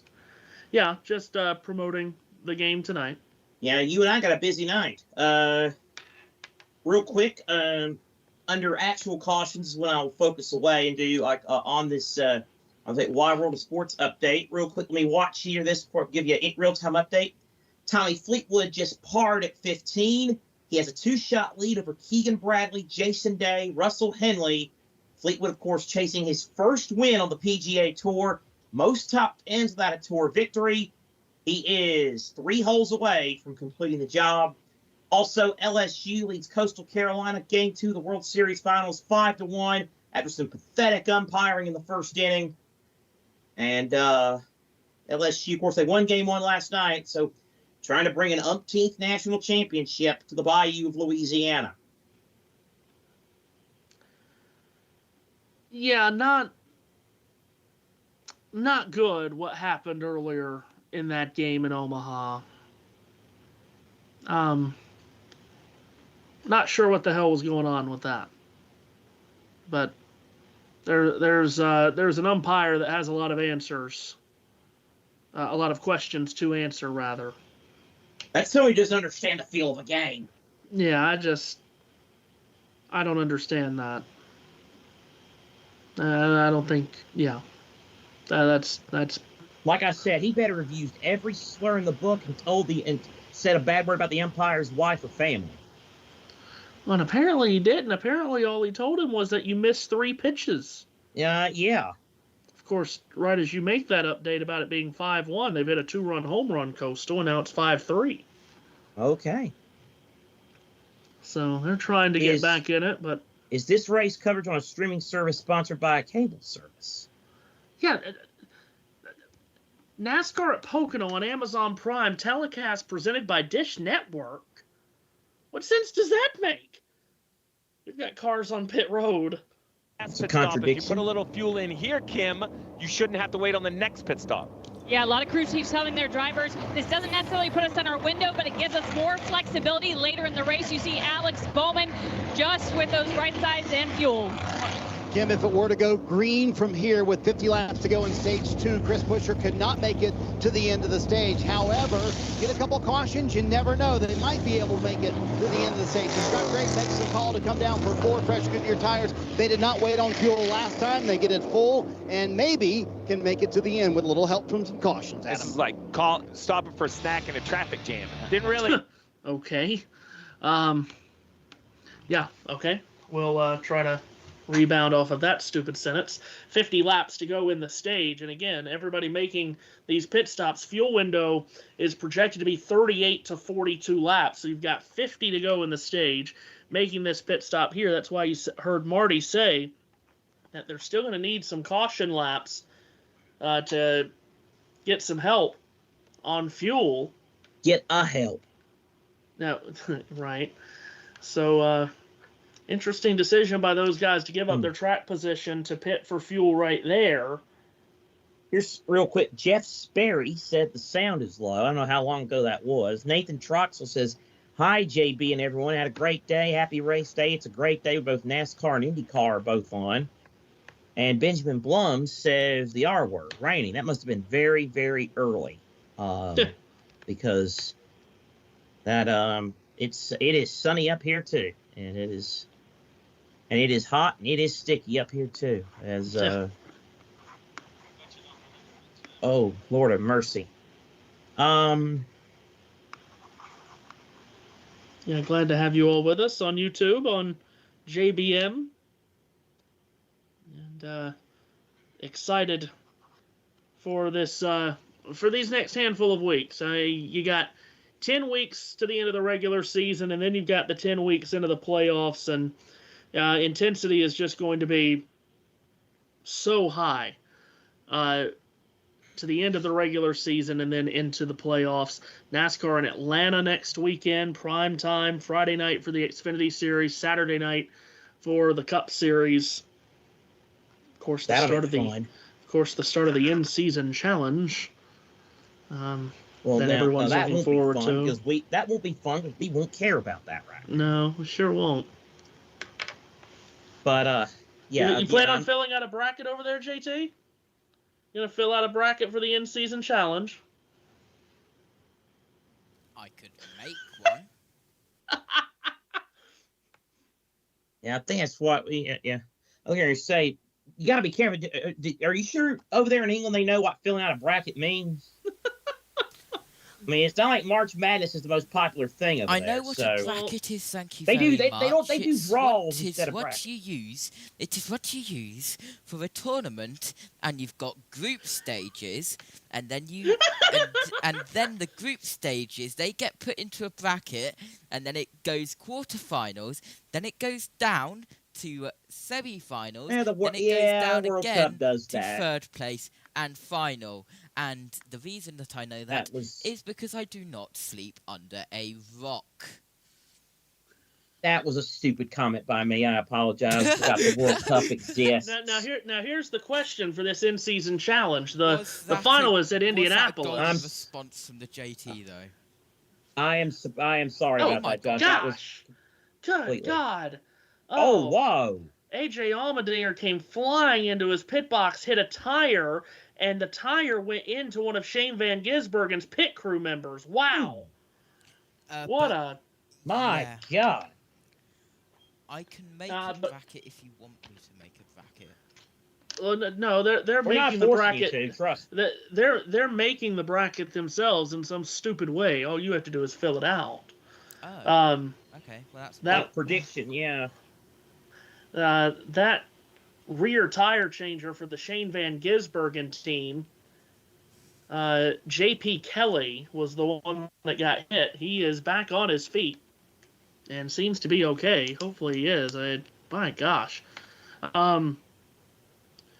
Yes, so as I was saying, and as you were talking through there, JT, what I want to know is at Indianapolis, the final, will they also have a third place match for this in-season challenge? Jesus God.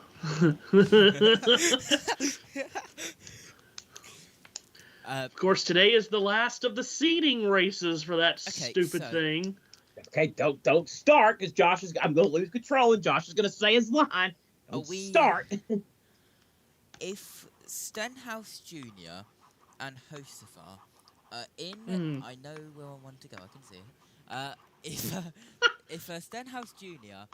and Josefar are the final, who did Stenhouse defeat in the semi-final, and who did Josefar win against in his semi-final? Now, I think we all know that it's going to be Bubba Wallace for Stenhouse Jr., but who cast on Josefar? Good answer. I don't know. My mind's twisted into a big. When I say my mind's twisted into a big freaking pretzel, I mean that there is legitimately something at this place I hang out at every other week, in a town near me, and it's called a big freaking pretzel. I'll show you a picture, Josh, in just a second of what this pretzel is. You'll see why they call it that. Matthew's seen it. He might have forgotten it, but he's seen it. The problem is, and turn it into a big freaking pretzel. The problem is the way they're seeding this stupid thing is it's going to create your Twitter inbox, Josh. It's going to create just ridiculousness. It's going to be like the year we had Red Star Belgrade and Marseille in the Champions League final. Was that 91? 92. Anyway, so 91, 92. Here comes the field getting set for the restart after the Riley Herbst incident. Brad Keselowski on the outside of row one. Carson Hocevar to his inside. Green flag goes up in the air, and we're back to racing here in Pocono. Keselowski, the control car, puts his nose out in front of Hocevar, who gets a push into turn one, JT, by Denny Hamlin. And he gets a little bit of a nudge, and he gets ahead, But Gibbs on the outside line, as that is, I believe, Logano dropping back, unless if someone has stolen Logano's livery as well, because who knows, it's NASCAR in 2025. There is Cole Custer going up and down with Chase Elliott on his inside. Side by side, Elliott and Custer battle as they work their way out of 2. Meanwhile, Ross Chastain thinks about going 3 wide with Christopher Bell, Eric Jones. Meanwhile, Daniel Suarez is there too. Ty Gibbs and Daniel Suarez. Now touch a little bit. Suarez forces Gibbs way up the racetrack. Check that. That's Hamlin on his teammate. Yeah, Hamlin lost control in turn 3, went way up the track with Ty Gibbs, and William Byron got by both of them. Big double overtake there for Byron. John Hunter Nemechek also got through Ty Gibbs at the 4th position. Make that the 5th position. And the 35 is officially done for accident. That has just been confirmed by the NASCAR officials. We head down the backstretch now, looking ahead. Big move there. Whoa. For, I believe that was, I want to say, the 38 car, but that was an incredible move, Seth. Yeah, Zane Smith darted 2 lanes of traffic. To quote Mike Joy, you do that on the highway, you get arrested. Here's Chase Elliott to the inside of Ty Gibbs for a spot. And so Elliott makes the move in the Napa number 9. Not a great restart for Ty Gibbs. He's lost a couple of positions, leaders across the line. Still, it's the Michiganders up front. Keselowski from Hocevar, then Byron 3rd, Hamlin 4th, and the new 5th-place car is Chase Elliott, as still 2 and 3 wide racing goes on in turn 1, JT. Josh Berry in car 21 going after vehicles in front of him. 3 wide, and in the middle of that 3 wide, Cole Larson getting involved in a little bit as we head down towards turn 2, out of turn 1. Getting a little bit of a bump is Cole Larson. Whoa! John Hunter Nemechek and Ty Gibbs. That was very scary, close for comfort there, but they got through without much contact. Cole Custer now to the outside of John Hunter Nemechek. These guys in the mid pack are getting very racy. Into turn 3, Custer now trying to sail it on the outside of Nemechek. Boy, Nemechek was going into turn 2 alongside Gibbs at a very acute angle. That looked like disaster waiting to happen. They got away with it. Gibbs is clear to the position. Now Custer and Nemechek side draft one another down the straightaway, JT, and it brings Joey Logano to them. And it is Joey Logano. No one has stolen his livery. Don't worry. On board with the Shell car. Out of turn 1 and side by side with the 41, who also has the same livery as last time. I'm going to be American, the Haas car. And side by side, Logano and Custer. Logano gets position into 2. Yep, Logano makes the move, and now Eric Jones might be next. Here he goes to the inside of Custer as they work their way down the short stretch. Similarly colored cars, the Custer and Jones machines are, black and red. The best seat in the house, another black and red car, Christopher Bell. Custer gets a good drive again on the outside. Yeah, right around the outside went Custer. Jones got a little bit loose with not a lot of side force on the right rear of his car. So Custer holds on to that 9th position ahead of one of our ones to watch, Eric Jones, who runs 10th. And right behind him, Christopher Bell on the prowl, trying to move up. And as the 43 of Eric Jones goes on the high line out of turn 1. But as we cut 3 wide, that is Bubba Wallace getting involved. Exit of turn 1. Down the backstretch we go. Bubba Wallace gets in the single line now. And it's the 16, the 3, and the 23. Then it's the 4 side by side down in towards turn 2.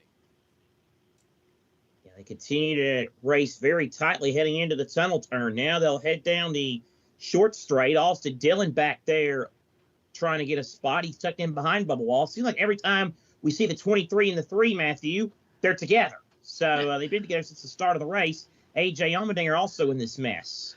And a lot of the cars in this group are drivers that pitted under that last caution, trying to make their way back up to the front. Unable to do so right now. This is all happening outside of the top 20 as Brad Keselowski continues to lead. Let's give you the top 10 here off the restart. Keselowski from Hocevar, Hamlin, Byron, and Elliott. First, let's go to pit road.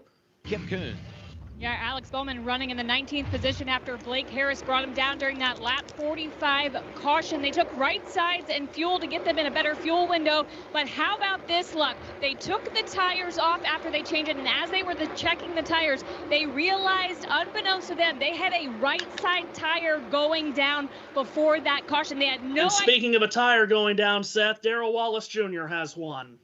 Yeah, a lot of smoke coming out of that McDonald's Toyota. He's been fading down the point standings in recent weeks, and this is, oh my goodness, he has absolutely pancaked the right side of that car. Oh gosh, and he's let his window net down too, and he's on a live green flag racetrack. No. I was going to say the window net is down. I don't know if that's out of frustration or what. And Bubba drives the car. He has a frustrated look in his eye. The caution is out, and I'm afraid that vehicle is a quarter pounder. Yeah, and you cannot let your window net down while you're still on a live track. Hadn't even gone yellow yet on the track, and he had let his window net down. Seth, was it a blown tire that got him into the wall, or yeah, it was. Yeah, the right front went bye-bye, and into the wall he went in turn 2. Gosh. And that's, like I said, a quarter pounder of a hit for Bubba. Oh, this angle ought to be interesting. Yeah, this. Oh. You can tell if you're watching the in-car, you can tell he's frustrated, and it has been a frustrating stretch of races for him. Yeah, and he came in after Shane Van Gisbergen's win last week. Wallace was one of the drivers that really took a hit because of that. 57 points above the cut line in 13th. And that number is not going to be as comfortable after 400 miles here at Pocono today. My God. He's a Oh, boy. I was going to say, if he speaks to the media, that'll be something. He'd probably be better served not to talk. Yeah, I'm sure not he right doesn't now, want to. at least. Yeah. I'm sure he doesn't want to either, so I'm sure it'll be reciprocated. Yeah, it needs to at least cool down for a moment. So back under caution, second caution for cause of the race. 55 laps are complete, and we're at 40 laps to go in the stage, which means you could come down pit road here and you could make it to the end of the stage on fuel. So we'll see who comes to pit road and who doesn't. Expect just about everyone to do so, because you would be able to make it on fuel from here to the end of the stage. As we're back under caution, Darrell Wallace Jr. with a right front tire. Well, we say it's a right front tire that went down. It could have been a brake failure that cut the tire down, and they'll figure that out in the dissection of the crash. Either way, a right front failure, putting Wallace in the wall hard in turn 2. And he will be credited with a 36th place finish today. So we'll see at the end of the day what that does to his playoff positioning. Came in 13th in the playoff standings.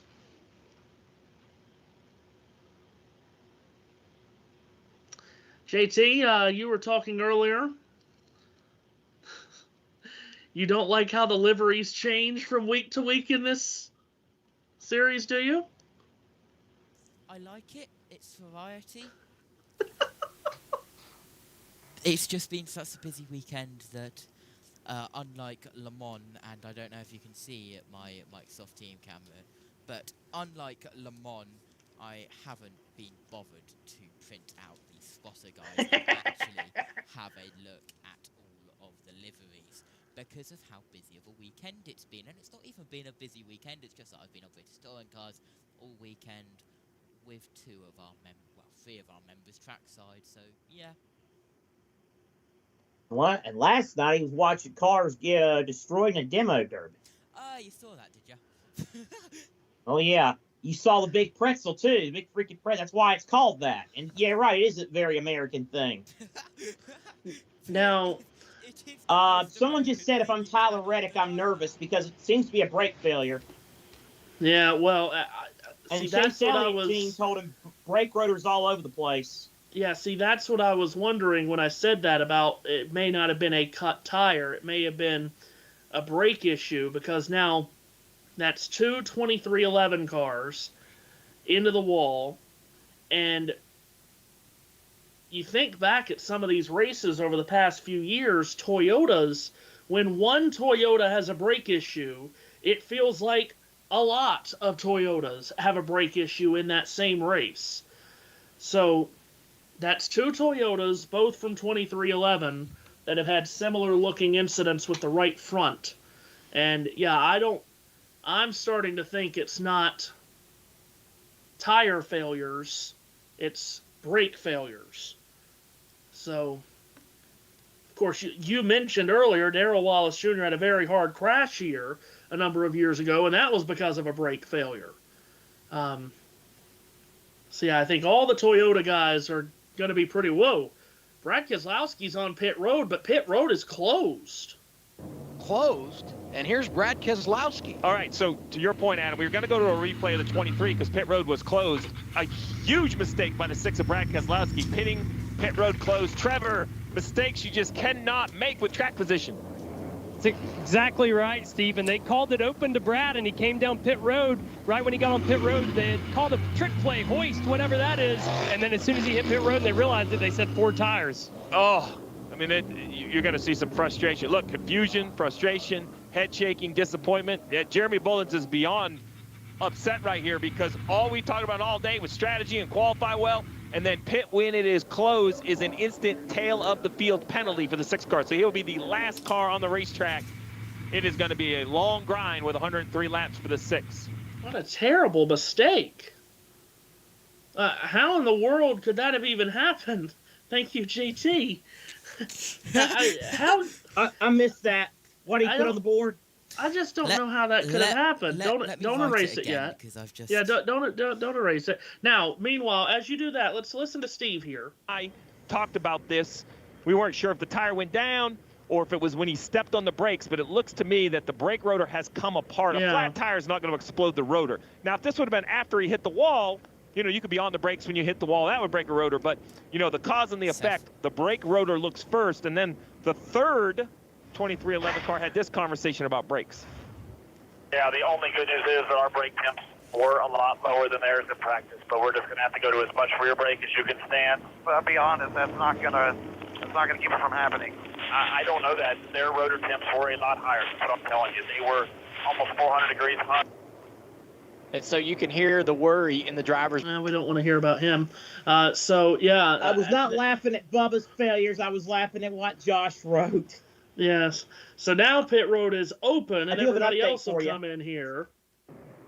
Carson Hocevar coming down pit road from the lead now after Brad Keselowski pitted earlier. They're debating on the radio whether or not to fix that roof flap material we saw come up when he got loose earlier in the race. 24 cars right behind him. They're working on that as well, and the 6 team just now gave the report to Brad that they're going to get a penalty when they saw everybody else coming down pit road. Trevor pitting with 37 to go in stage 2. These teams can make it to the end of the stage. Chase Elliott flexing some muscle here in stage 2, so the car is much better. Denny Hamlin said his car definitely tighter in traffic, especially turns 1 and 3. Denny Hamlin, taking just 2 tires, wins the race off pit road ahead of Blaney, Chastain, Nemechek, Smith, Larson, and Preece. A lot of guys choosing to take just 2 tires. In the YouTube chat, Larry H. says it's free on Prime, but we're glad that you're here listening to us.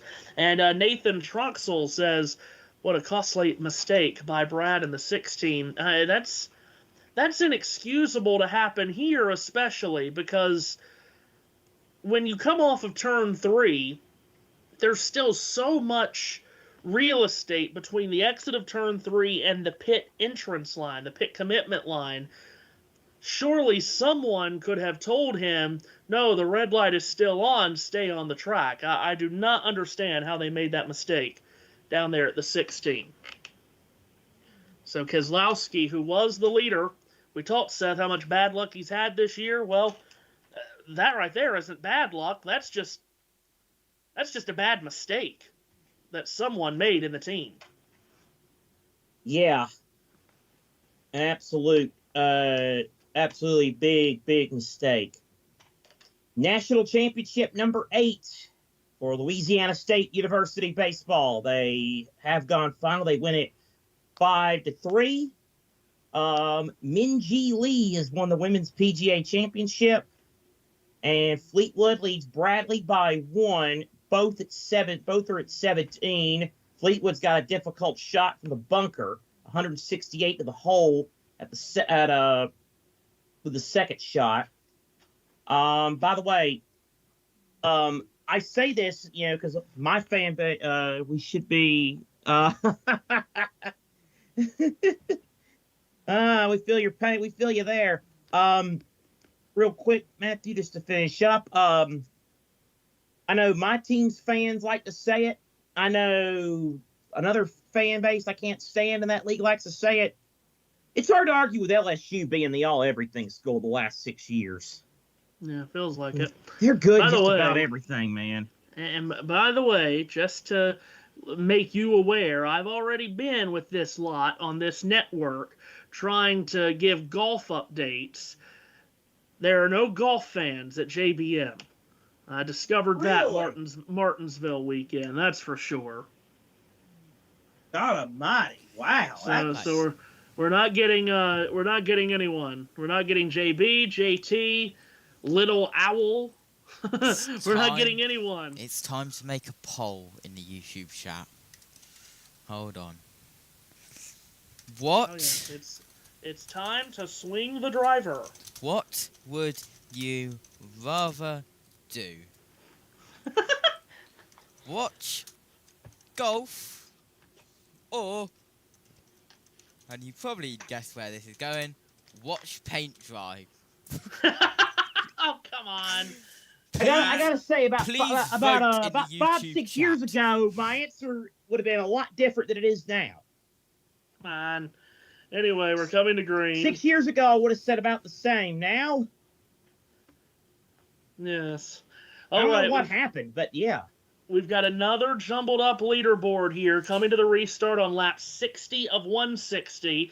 Now it's Penske teammates Joey Logano and Austin Cindric on the front row. Josh Berry in row 2 with Alex Bowman. Green flag waves. And we're back racing at Pocono. Fanning out Ross Chastain to the inside. They are 3 wide. They are 4 wide. They are looking 5, maybe even 6 wide into turn number 1. As here we go out of turn 1, and we are heading down the backstretch now. And look at that, it's Logano out in front, but 3 wide for third place down in towards turn 2. That's Ricky Stenhouse Jr. in that yellow 47 who moves up to P3. Look at Ricky make the move. Cindric 4th, then Blaney and Briscoe side by side for 5th. Alex Bowman is now up to 2nd. The leader of the race is Joey Logano, 3 wide for about 9th place in 3. Here they are racing up out of turn 3. Logano and Bowman across the line, 1st and 2nd. Stenhouse, as Seth mentioned, up to 3rd. They are still racing all over the place down the main straightaway. John Hunter Nemechek pokes out of traffic. William Byron does the same. Denny Hamlin and Eric Jones all trying to make up ground in turn 1. And we're 3 wide. Further back, which is what we're looking on now, a new poll has been added in chat. The old one has been removed. What would you rather do? Watch golf, watch paint dry, or watch JBM? Vote now. As down the backstretch we go, 3 wide and down in towards you, Seth. Wow. Well, let me tell you, my new golf love doesn't go that far. I'm not voting golf in that poll. As Blaney tries to, that's not Blaney. That's Byron, you fool. As Byron battles Kyle Larson. The inside John Hernandez. Well, you would have had a field day yesterday, Josh. We kept calling Elliott Larson in that 17 Xfinity car. Oh, Denny Hamlin slices top to bottom. He's going to stack it up 3 wide with Chase Briscoe and the number 7 of Justin Haley. Hamlin's just made 2 passes there. And down the exit of turn 1 and down the back. I'm not used to this turn, my God. Here comes the move. Bowman to the lead and right round the inside. Bowman leads down towards you, Seth. Coming up on 1 calendar year since his last win of the Cup Series, Alex Bowman. We told you earlier in the grid about how he stole a win here a few years ago, and he's got the lead now. And boy, he is hauling tail. He has pulled out to about a 5-car length lead on Logano in the exit of 3. So Bowman makes quick work of Logano to get the lead, and now he begins to step away. Alex Bowman, a winner at Pocono in 2021, as Seth mentioned, leads Joey Logano, JT, by 5 car lengths as they go off into turn 1. Thank you for saying my name. Greatly appreciated. Logano chasing down Alex Bowman, 6/10 the gap now as we head out of turn 1 down the first back stretch because, well, there's multiple because it's Pocono, because why not? Yes. As we're on lap 34 of 65, down in towards turn 2. Bowman leads Logano, leads Stenhouse Jr., leads Hostafar, believe it or not. Oh, God, those two at third. Get a camera, third and fourth, get a camera on that. Bowman keeps the lead. By the way, you know what this racetrack is, Matthew? This is technically a WTF racetrack. What, turn 4? Right. No, that's exactly right. Here's Josh Berry out of turn 3. He's in the tire tracks of Austin Cindric. That's at the 5th position. Berry in the Wood Brothers number 21 going to push Cindric down the straightaway. As you mentioned, JT, here's Hocevar right in behind Stenhouse going into 1. And here we go, round the outside. They are side by side. Down the back stretch we go. And it is Logano, then it's Stenhouse Jr., then it's Hostafar. And Stenhouse Jr. will look to make a move around the outside of Logano. If I were Logano, I'd let these two go. I don't want to be caught up, or I try to get away from as far as I can. I don't want to be caught up in their potential mishap. Hostafar to the bumper of Stenhouse, almost giving him a little bump going into 3. Oh, my goodness. Hostafar probably has a faster car because he's been consistently at the front more, but Stenhouse isn't going to give it up. He makes it pretty wide. Well, Ricky told him at the end of that race last week that he was going to take care of him when he got back into the States. Well, they're in the Commonwealth of Pennsylvania, and they're running right together, JT, 3rd and 4th. What could go wrong? Hostafar down the inside of Stenhouse Jr. Let's go to pit road real quick. Risk. They keep reminding him not to take too many chances, but on that last restart, he was 19th taking the green, was able to get the 5th by the exit of turn 1. Guys, that seems a little risky to me. I was wondering if they were talking about Hocevar and Stenhouse running so close together. They're not. Let's pick up the field and sets in, heading to 3. Stenhouse now is actually getting closer to Logano at 2nd place as they go to turn number 3. It is Logano, then it is Stenhouse. Hostafar, though, a great drive in 3. He's going to get very close to Stenhouse. Right underneath the bumper cover of the Ricky Stenhouse Jr. automobile as they cross the line, as we're counting down the laps in stage 2, under 30 laps left here in this stage. Alex Bowman, the leader, trying to get away from the chasing group behind. Yes, let's show everyone why we're talking about Stenhouse and Hostafar, JT, as they battle in 1. Yeah, absolutely. Out of turn 1, they are nearly side by side. They're not side by side. Hostafar in the draft, and whoever voted for Watch Paint Dry instead of watching JBM or Watch Golf, you are a legend, but believe it or not, you are currently watching JBM. Down in towards turn 2 and to use F. I guarantee you whoever did that for a troll. I bet it was one of your friends probably did that for a troll. This is Keselowski to the inside of Noah Gragson. And back for the 21st position. And now we go, again, Hostafar close, but not close enough for a pass. Well, and of course, Stenhouse may be getting held up a little bit here by Joey Logano. We mentioned Bowman getting away from Logano when he made that pass. And Logano, JT, seems to be holding up Stenhouse and Hostafar just a bit. Yep, and, well, they are doing that now out of turn 1. And, well, believe it or not, whoever wants to watch paint dry, well, lucky you. You don't have to see our faces on this broadcast. Hostafar down the back stretch, and a couple of car lengths behind Stenhouse Jr. down in towards turn 2. And, oh, look, we've got cars on Hostafar's telemetry. Rub it in, guys. I love Matthew, I love how Josh always likes to use his lines about how we lose control, and yet he joins in right in the fun when he's with us. It's contagious. You can't help it. You can't help it. There's no other way. Field's out of 3. Yeah, leaders out of turn 3. Chris Buescher has started to move up. Remember, he made that pit stop after the first caution of this stage. He's up into 6th. He's gotten by Josh Berry. He's right in the slipstream of Austin Cindric. Meanwhile, Brad Keselowski, after that mistake, JT, trying to make up ground, he just got around Noah Gragson a moment ago.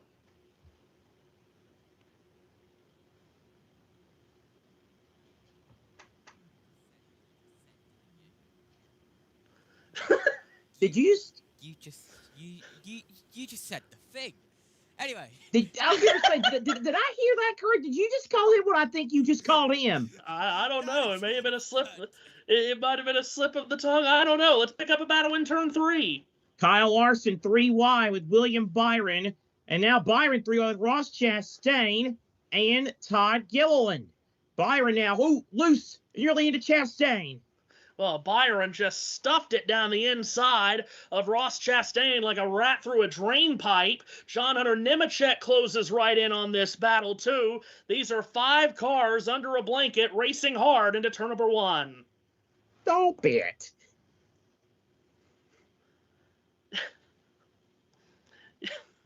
I don't know.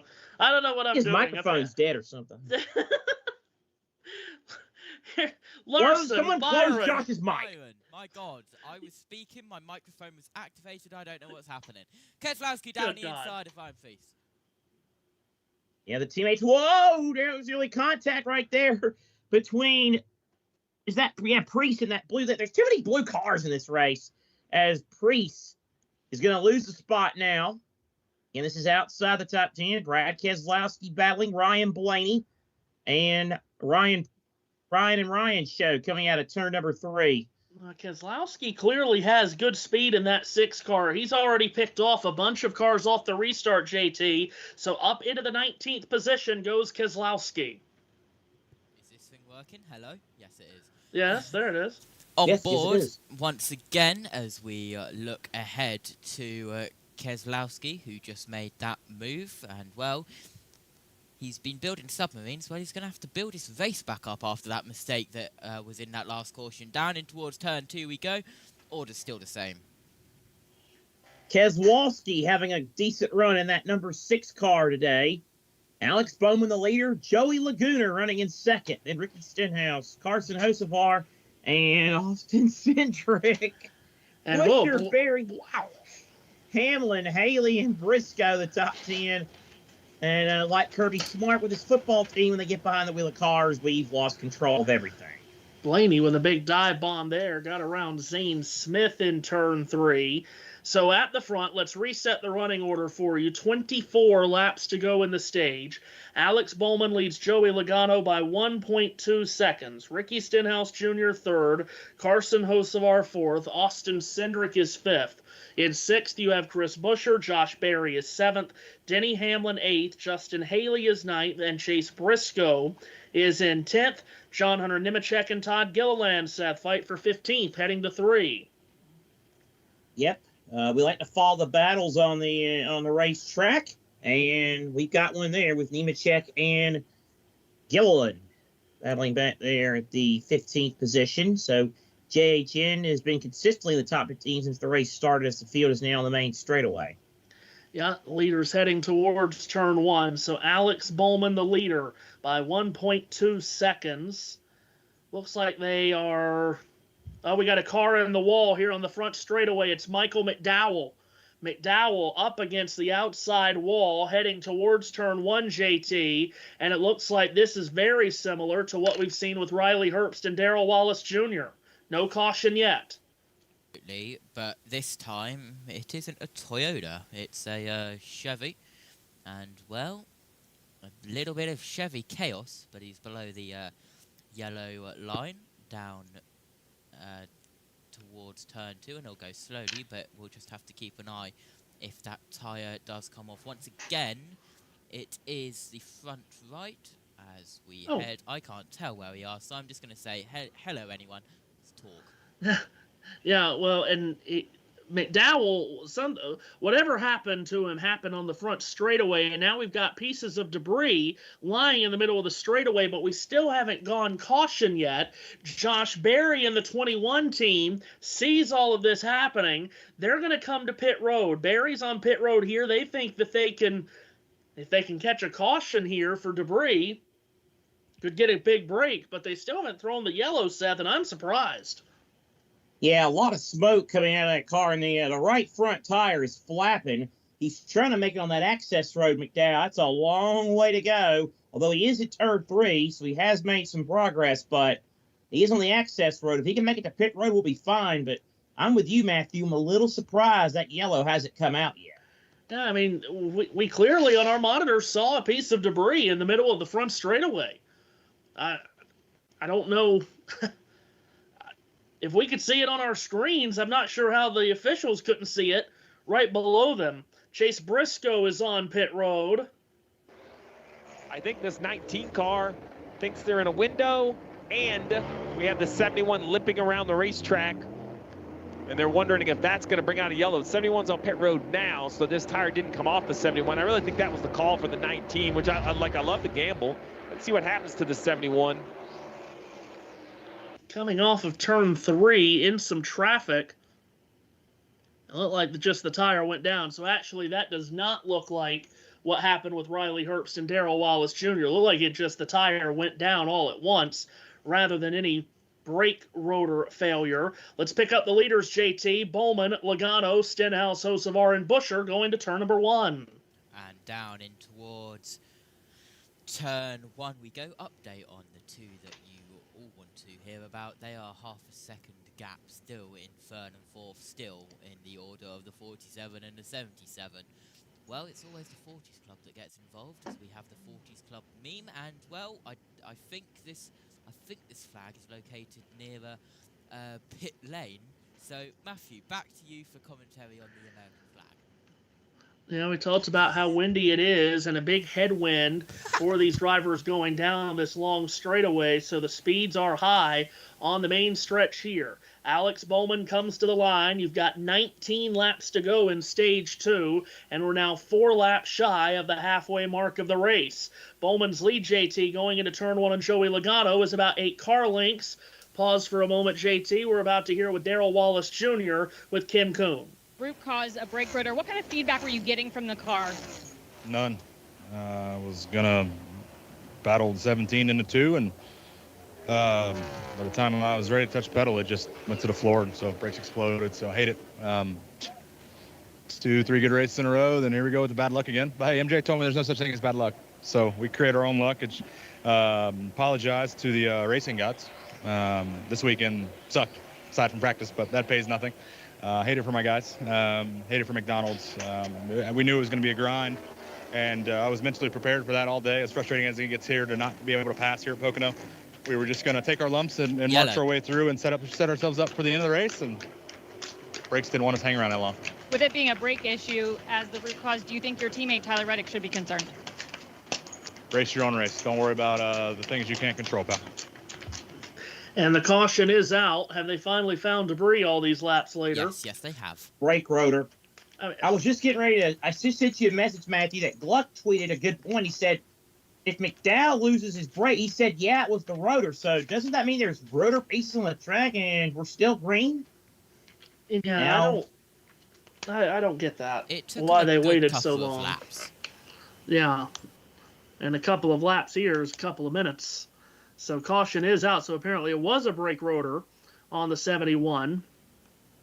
So that makes it even more ridiculous that they waited so long.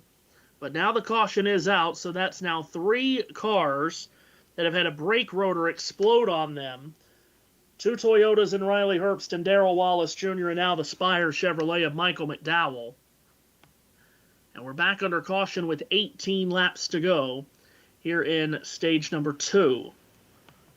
A reminder, once we get done here in Pocono on USRN, we will get you out to Oklahoma City. The Thunderdome is set for Game 7 of the NBA Finals between the Indiana Pacers and the Oklahoma City Thunder. It's the first Game 7 of the NBA Finals in 9 years. 20th ever Game 7 of the Finals. Home teams pretty good when they host Game 7 of the Finals. The home team has won 15 of the prior 19. Pit road is open already, and a bunch of cars are on pit road now. Leader Alex Bowman, he was just shearing the right rear, needed a little bit more lateral stability. They will make a slight adjustment on that race car. As you can see the crew to the right side, fresh Goodyear tires, Sunoco fuel for Alex Bowman.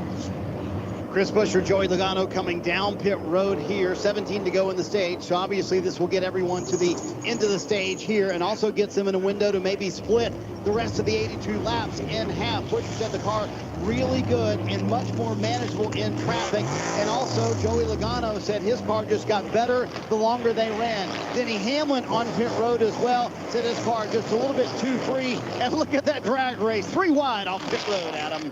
So we'll reset the running order for you in a moment, as it's going to be jumbled up again with all kinds of different strategies being thrown out by crew chiefs and teams. So that was the promo for the NBA Finals. Seth, do you want to tackle this one? Oh, yes. Well, to know I got to know the exact time. What is it, next week?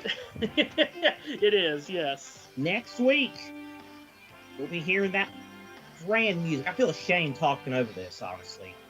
One of the best pieces of sports music ever composed. That could only mean the championships, Wimbledon. Next week from the All England Club, always a staple of the summer in the sports world. Who will lay claim to tennis's most valuable and treasured prize, the championships, Wimbledon? And networks of USRN, starting next week. Matthew, I know this, but I still like to ask it in this voice. Ready to go. Oh, my gosh. It is one of my favorite events every year.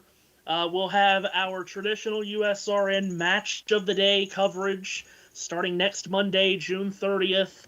Of course, Carlos Alcaraz will start action on center court. As tradition dictates, the reigning gentleman's champion opens center court on that opening Monday. Alcaraz coming off that incredible win at Roland Garros, and he's going for the three-peat at Wimbledon. Now, JT, we've gotten JB on tennis coverage here on USRN in the past at Wimbledon and the US Open. Yeah, when are you going to jump on the tennis play-by-play, ball by ball? Well, you could say that my tennis commentary would be like, oh, look, ball there. Oh, look, ball left. And look, just left, right. Anyway, guys, I have to do the same thing and have to step out for a couple of minutes. Be right back. Very good. We'll keep the seat warm for you. By the way, I know Josh doesn't like this, but we've got some drama at River Highlands. Henley just shot Russell Henley just had a great shot to finish the 69. He is now 1 off the lead. Fleetwood at 15 under has the lead. Bradley is at 14 under. Fleetwood and Keegan Bradley are at the 18th hole. If we get a par if we get either like you know what I mean, one shot either way means we'd have a 3-way playoff. Nope. Wow. See, JT, ask him to do tennis. Seth could do tennis. We could all just do tennis. No, Seth can't do tennis.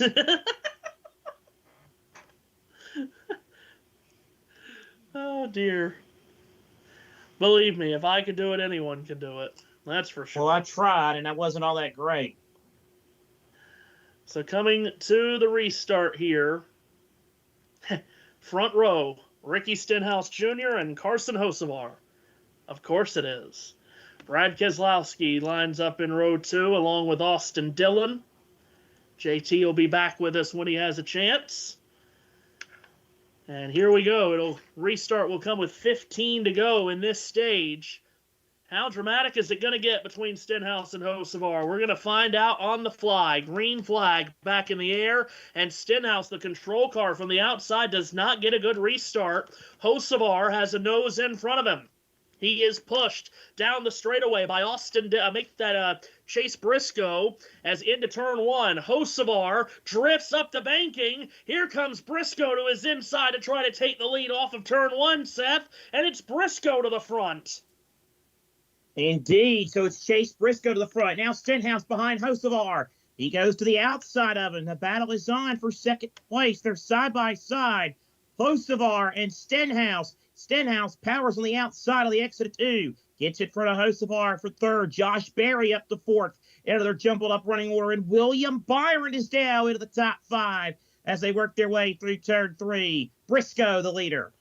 Chase Briscoe brings him off of that flat turn 3 in front. He's got Stenhouse behind him second. Hocevar trying to hold on to third. He will have it for now, but for how much longer is the question, because William Byron is hot to trot.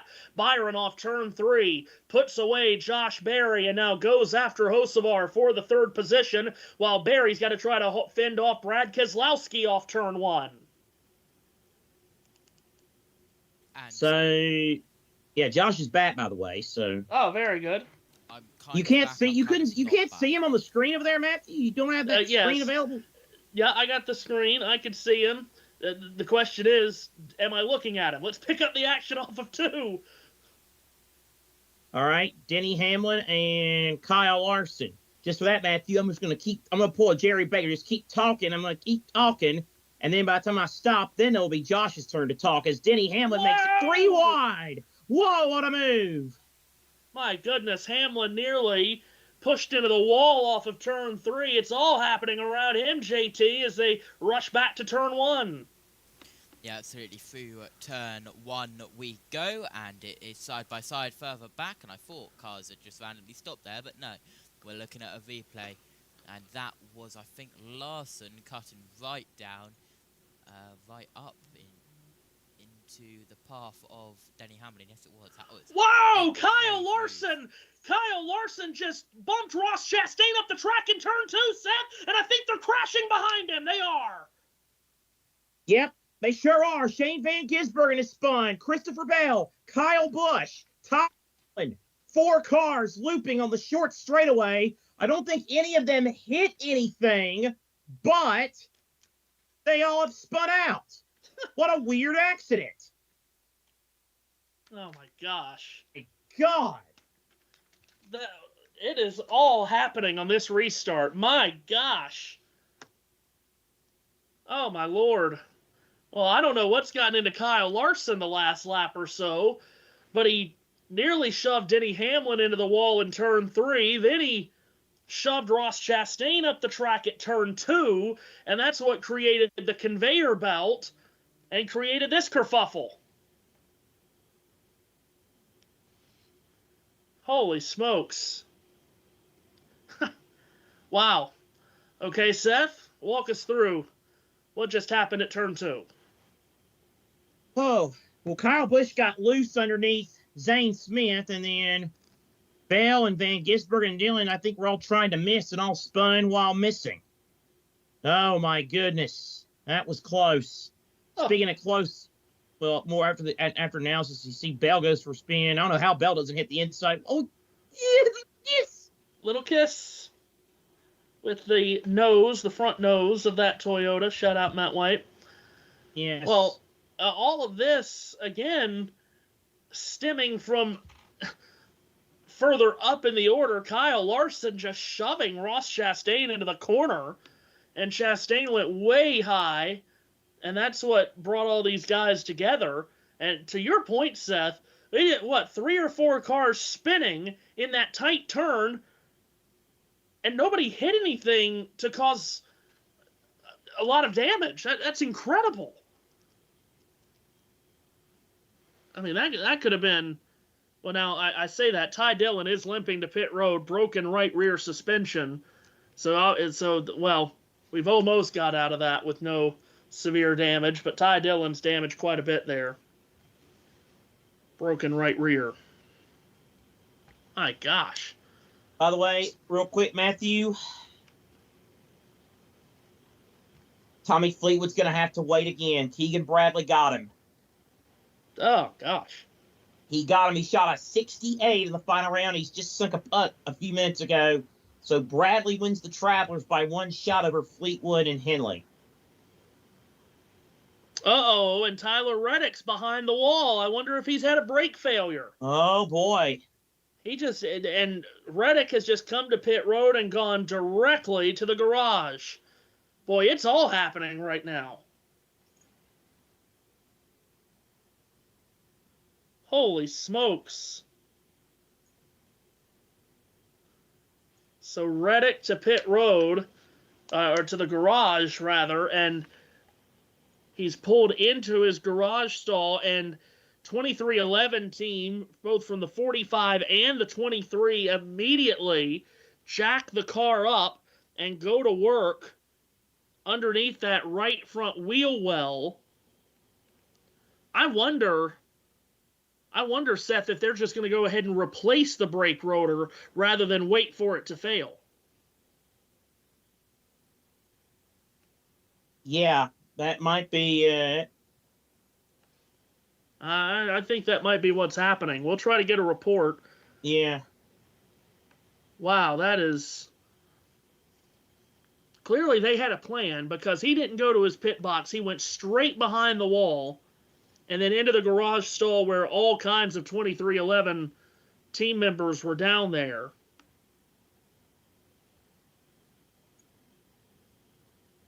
That's unbelievable. Yeah. So the report that we are getting is that the brake rotor looks to be intact. I think they might just be replacing the brake rotor. Let's see if we can hear.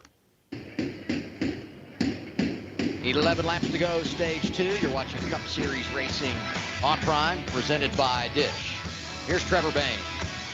Carson Hocevar coming down after a big debate with his team on whether or not to stay out and try to wait on getting this fuel in. They know it won't take too much fuel this time, so they are not going to wait on that. Once they get 4 tires on, they'll take off, Marty. Austin Dillon gives up 14th, Trevor, and Richard Boswell, his crew chief, told him, hey, this strategy is worth a gamble at least, and splitting this in half, 75 to go, they can make it to the end, but there's a whole host of teams that stayed out, Adam, so they'll be behind all those cars when they restart. The give and take of having some fuel. Man, we've got all kinds of stuff going on right now. We've got strategies up in the air. We've got Reddick in the garage still. He's going to fall off the lead lap. Question will be, how many laps will they lose? By the way, stage 2 is still not done yet, and yeah, I want to remind everybody we have an 8:25 curfew for this race. Right. And Eric E. Steph with a candidate for Tweet of the Weekend. He says, we've gotten the full Kyle Busch experience this weekend. Qualify 26, Angerdale Junior fans, speed on pit road, spin out. Doesn't take a lot to Angerdale Junior fans. No, it don't. The first comment's pretty funny. The first comment under that tweet says, 2015 to 2019 fans reading this would never comprehend it. Yeah, really. Golly. So, we've got 10 laps to go in this stage, 75 laps to go for the race. Final stage is also 65 laps, but my goodness, have we had a lot go on here. Broadcasting around the world from the USRN Ultimate Sports Radio Network Broadcast Center on Mixler. This is your NASCAR Cup Series mid-race report. So let's go ahead and get this mid-race report out of the way while we're under caution. We're just past the midway point lap, 87 of 160. JT goes crazy in the background. The leader is Chase Briscoe from Ricky Stenhouse Jr., William Byron, Josh Berry, and Brad Keselowski. As every race at Pocono has always been, but especially now in the stage racing era, this race has been flipped upside down multiple different ways because of the strategy of it. We have had 7 different leaders. Denny Hamlin led every lap en route to winning stage 1. Stage 2 still has 9 laps to go, as we just mentioned. Brad Keselowski has led 24 laps. Alex Bowman has led 15. Chase Briscoe, the leader as we speak, has led 6 laps. Joey Logano, Ricky Stenhouse Jr., and Carson Hocevar has also led. We're working our 5th caution of the race. Brake failures have been a big issue today. 3 drivers are out of the race with brake rotor failures, those being Riley Herbst, Darrell Wallace Jr., and Michael McDowell. Tyler Reddick just went to the garage. They are working on the right front brake rotor of that 2311 Toyota. The caution we're working now is for a multi-car incident in turn 2. No one out of the race from that, but Ty Dillon was involved along with Kyle Busch and Christopher Bell. There will be 8 laps to go in stage 2 when we get the green flag, which we're going to get in a moment. And again, the leader is Chase Briscoe, searching for his first win of the season. It has been a wild day so far at Pocono in a race that was delayed 2 hours at the start for weather. That was your NASCAR Cup Series mid-race report from USRN, the Ultimate Sports Radio Network. And we get ready. Did you just perfectly time that, or did you just perfectly time that? Oh, no, I try to. I'm not always successful, but I try to. As the field comes to the restart with 8 to go in Stage 2, we time the restart up well, and off they go down this long main straightaway. 2 by 2, and Ricky Stenhouse Jr. off the outside line gets the push. He's got a nose in front of Chase Briscoe in turn 1, but now Briscoe clambers back at him. Here they come off of turn 1, Seth, and it's no man's advantage for the race lead. It's battle on between Stenhouse and Briscoe down the back straightaway. Stenhouse fans a little bit.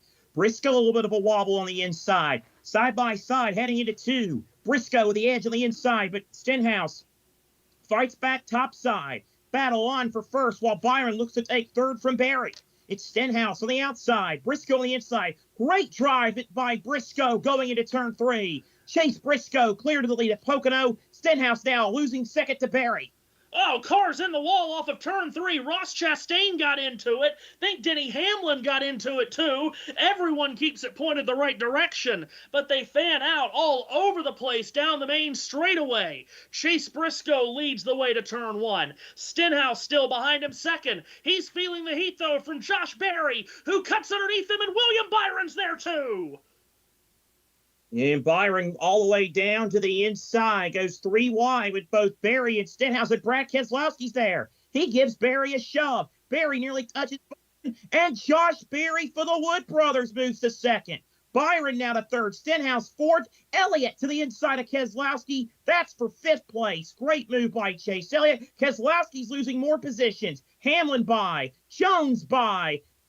And who's on the inside maybe trying it, or on the outside getting by? Can't quite tell who that is. Field out of turn number 3. Byron still door-to-door with Stenhouse for the 3rd position. Now Chris Buescher takes the elevator ride top to bottom out of turn 3. He goes 3 wide with Eric Jones and Denny Hamlin. Brad Keselowski comes up right behind Buescher, gives him a drafting push into the corner, and Buescher is able to pass both Jones and Hamlin. Great racing in the back of the pack. At the front of the pack, though, Chase Briscoe has now built a 1-second lead over Josh Berry. Here's Carson Hocevar to the inside, making a 3-wide move and gaining some positions back around the 17th position. But it's Briscoe, Berry, Byron, Elliott, Stenhouse, the top 5. Then Buescher, Hamlin, and Keselowski. Meanwhile, Blaney takes a peek to the inside of Logano in turn 3, and he'll make that pass stick.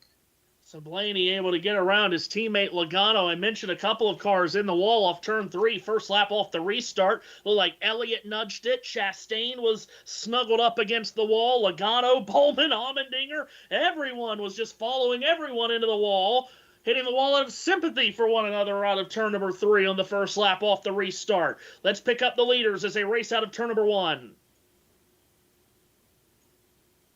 I'll hear it. I'm here to say that's Josh's spot. Is Josh still there? Yeah, he's dealing with 1,000,001 things in the background. Oh, okay. I saw the look on his face. He looked kind of frustrated. I want to make sure I wasn't taking his spot or anything like that. But problem of being the JB Motorsports coordinator for the weekend. Okay. I was about to say I understand, but I really can't understand that because I don't know how to juggle 30. I don't know how to juggle 3 things at once, much less 30. Right. Here's Carson Hocevar crossing the start-finish line. He goes after Joey Logano and makes that pass for 13th. Trevor. Lose all visibility if you can't see around the car in front of you. That's why Briscoe chose the bottom on that last restart. They worked together with Byron and said, I'm just going to go and hit. When he gets to me and pushes me, I'm going to take off, knowing that Byron really couldn't see the restart zone that well.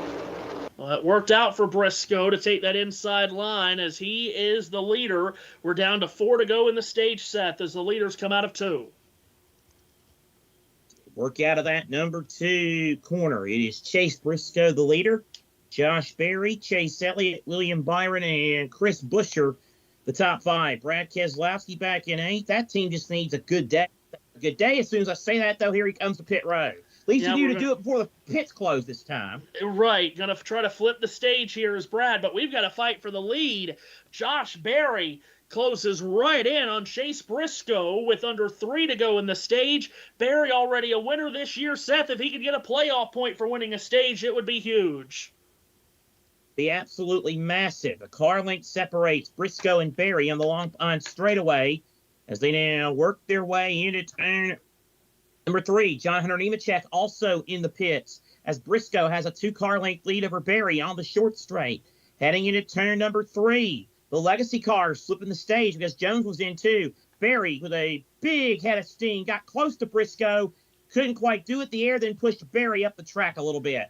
Here come the leaders off of turn number 3. Neither one of them pits, so pit road is now closed as they start the penultimate lap of the stage. Chase Briscoe leading Josh Berry by just 3 car lengths. At the end of the main straightaway, off into turn number 1. The 14 degrees of banking here in 1. Briscoe holding on to this lead. It's a tenuous one on Josh Berry for the Wood Brothers. Meanwhile, Ryan Blaney to the inside of Ricky Stenhouse Jr. for 8th. So that's a battle side by side. Stenhouse keeping it on the outside. Blaney inside has good momentum heading into the number 2 corner. They go into the corner side by side. Blaney acts it in. Good drive, Ryan Blaney, and he'll clear Stenhouse out of 2. Stenhouse nearly gets the wall there. Now he'll feel the heat from Kyle Larson, and then behind Larson, oh look, his best buddy, Carson Hocevar. Yeah, they're sorry about that, Seth. Yeah, they're right together. Feels like they've been together for this entire stage, Stenhouse and Hocevar. Stenhouse nearly brushed the wall on the exit of turn 3. Kyle Larson ducks way down to get around him as the final lap of the stage is underway. Chase Briscoe still leads Josh Berry. The fight is at the tail end of the points-paying positions, though, in turn 1. Hocevar to the inside of Stenhouse. Joey Logano and Alex Bowman in the thick of this as well. Logano to the inside of Stenhouse on the long pass right. Alex Bowman's going to make it 3 wide. 3 wide between Stenhouse, Logano, and Bowman, who have all led at some point in this stage. Now they'll go into that number 3 corner, or number 2 corner, and it's Logano who's going to come out in front, then Bowman, then Stenhouse. Stenhouse's car may be dying on, but at the front, Chase Briscoe brings the Bass Pro Shops Toyota off 3, looking for a stage win. Green and white checkered flag waving. Chase Briscoe gets his first stage win of the season. Takes it from Josh Berry, Chase Elliott, William Byron, and Chris Buescher.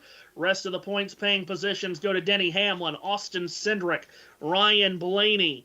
Comes home in 8th in the stage. Kyle Larson and Carson Hocevar 9th and 10th. Boy, talk about an action-packed second stage. No Stage 2 JBM podcast here.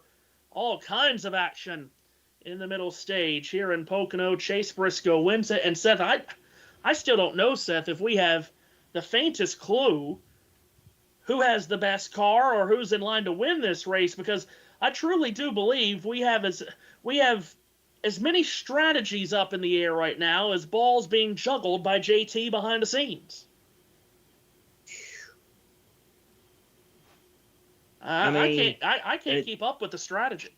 This is nuts. It's good nuts, but it's nuts.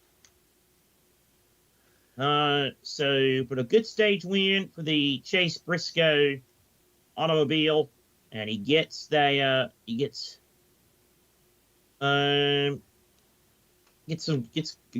10 big stage points and a playoff point, which could be huge. Speaking of a point, Josh Berry has now set the Xfinity fastest lap. Wow. Oh, was I supposed to read that about Shea Gilgeous-Alexander's game notes right there? No.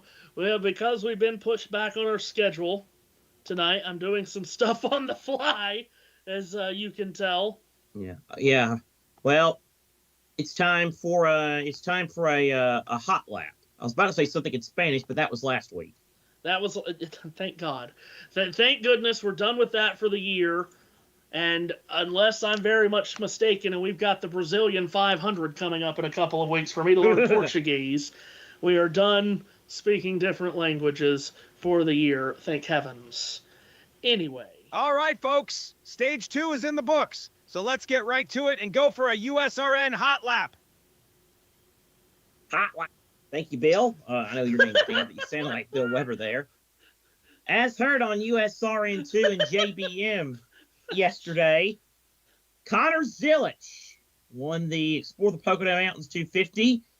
And to quote Denny Hamlin after he won a race here many years ago, believe me when we say Connor Zilich won, that was all driver right there. It was all driver. He led 34 laps. Jesse Love, Christian Eckes, Chase Elliott, Ryan Sieg rounded out the top 5. Overall points, Justin Allgaier leads by 81 over Austin Hill. The Truck Series got the Pocono party started on Friday with the Miller Tech Battery 200. Lane Riggs cruised to a 3.6 second win. He led 25 laps. He beat Tanner Gray, Caden Honeycutt, Brandon Jones, and Daniel Hemrick. Corey Heim led 48 laps, but finished in 23rd. He still leads Chandler Smith by a whopping 124 points in the Truck Series race for the regular season championship. The ARCA Menard Series was at Elko Speedway in Elko, New Market, Minnesota last night. Butterbean Queen led 148 of the 250 laps, but he did not win. The Cookout Toyota of Max Reeves got the checkered flag. Queen was second, third went to Lawless Allen, fourth to Ty Fredrickson, and fifth was Isabella Robusto. So that was what happened in that particular race. As we try to scroll on, my sheet is now stupid here. Okay, it was May. IndyCar today, yawn. Alex Palou won again. His point lead is back to 90 points. A week after, a few days after, some website wrote a clickbait article saying the championship was back on. I got those words for you. Me culo. And also, I gave you the other funny quote about that yesterday. IMSA, 6 hours of the Glen. Look at the results for that, shall we? There's a lot of rain in that race, as you would imagine. Yeah, I think that just ended, what, hour and a half-ish ago? 21 minutes ago. Wow. So not even. Yeah, so I'm trying to find the results there. The Salem, 6 hours of the Quest. 2025. I don't need 2020. I need 2025, stupid. All right, season 2025. I would grab the JB Motorsports stream and get the results up and tell you, but about that, and only Matthew Owens has any idea what I'm talking about, and that is all I will say on that matter. Probably. My lights are still green. Oops, what a shame. Looks like we Tom Blomqvist got the win in the number 60 Acura AR6, followed by Louis Delatraz and Felipe Albuquerque. That was the overall. The LMP2 winner was Paul DiResta. Wow. That's a name we haven't heard in a while. He won the LMP2 with Dane Cameron and Monty Jacobson running out the top 3 there. GTD Pro winner was Dan Harper in the BMW M4. Alexander Sims and Christopher Mees, the top 3. And in the GTD class, the winner was Tom Gamble, who he gambled and he rolled up a bunch of 7s. Frederick Schannerdorf finished second in a Ferrari, and the AMG of Kenton Koch finished in the 3rd position. That better be the right results from the IMSA website, because if it doesn't, I have egg on my face. And I'm talking about a big fried egg, too, and a boiled egg. It's hot outside. But anyway, oh boy. MotoGP, Marc Marquez won at the Mugello circuit today with A. Marquez finishing in 2nd. That's Alex Marquez, okay. And 3rd was Fabio Di Gianantonio. And World of Outlaws action last night, I believe, we had racing there. Buddy Kofoid won the $250,000 Huset's High Bank National title at the Huset Speedway, wherever the heck that is. That's really good stuff. It's in Brandon, South Dakota, not too far from that beachfront property you were trying to sell us yesterday, Matthew. And so that that covers your hot lap. A reminder, next week, NASCAR Cup and Xfinity are in Atlanta. That's the next race for them. The Truck Series in action as well next Saturday at Lime Rock, the Liuna 150. ARCA will also be at Lime Rock. That won't be a show or anything. The NASCAR Canada Series is going to be at Riverside International Speedway. Also next week, Wayland Modifieds will be at the White Mountain Motorsports Park for the Thunder in the Mountains 200. F1's back with Austrian Grand Prix at the Red Bull Ring. Oh, Josh, how inconsiderate of me. Josh, tell us what happened in British touring cars. Okay, as quick as you can because we're doubled up. Okay. You can't just number one. You can't just throw me into that. Number three. Well, it was Tom Ingram who won race 1, I do believe. Race 2 was won by Ash Sutton.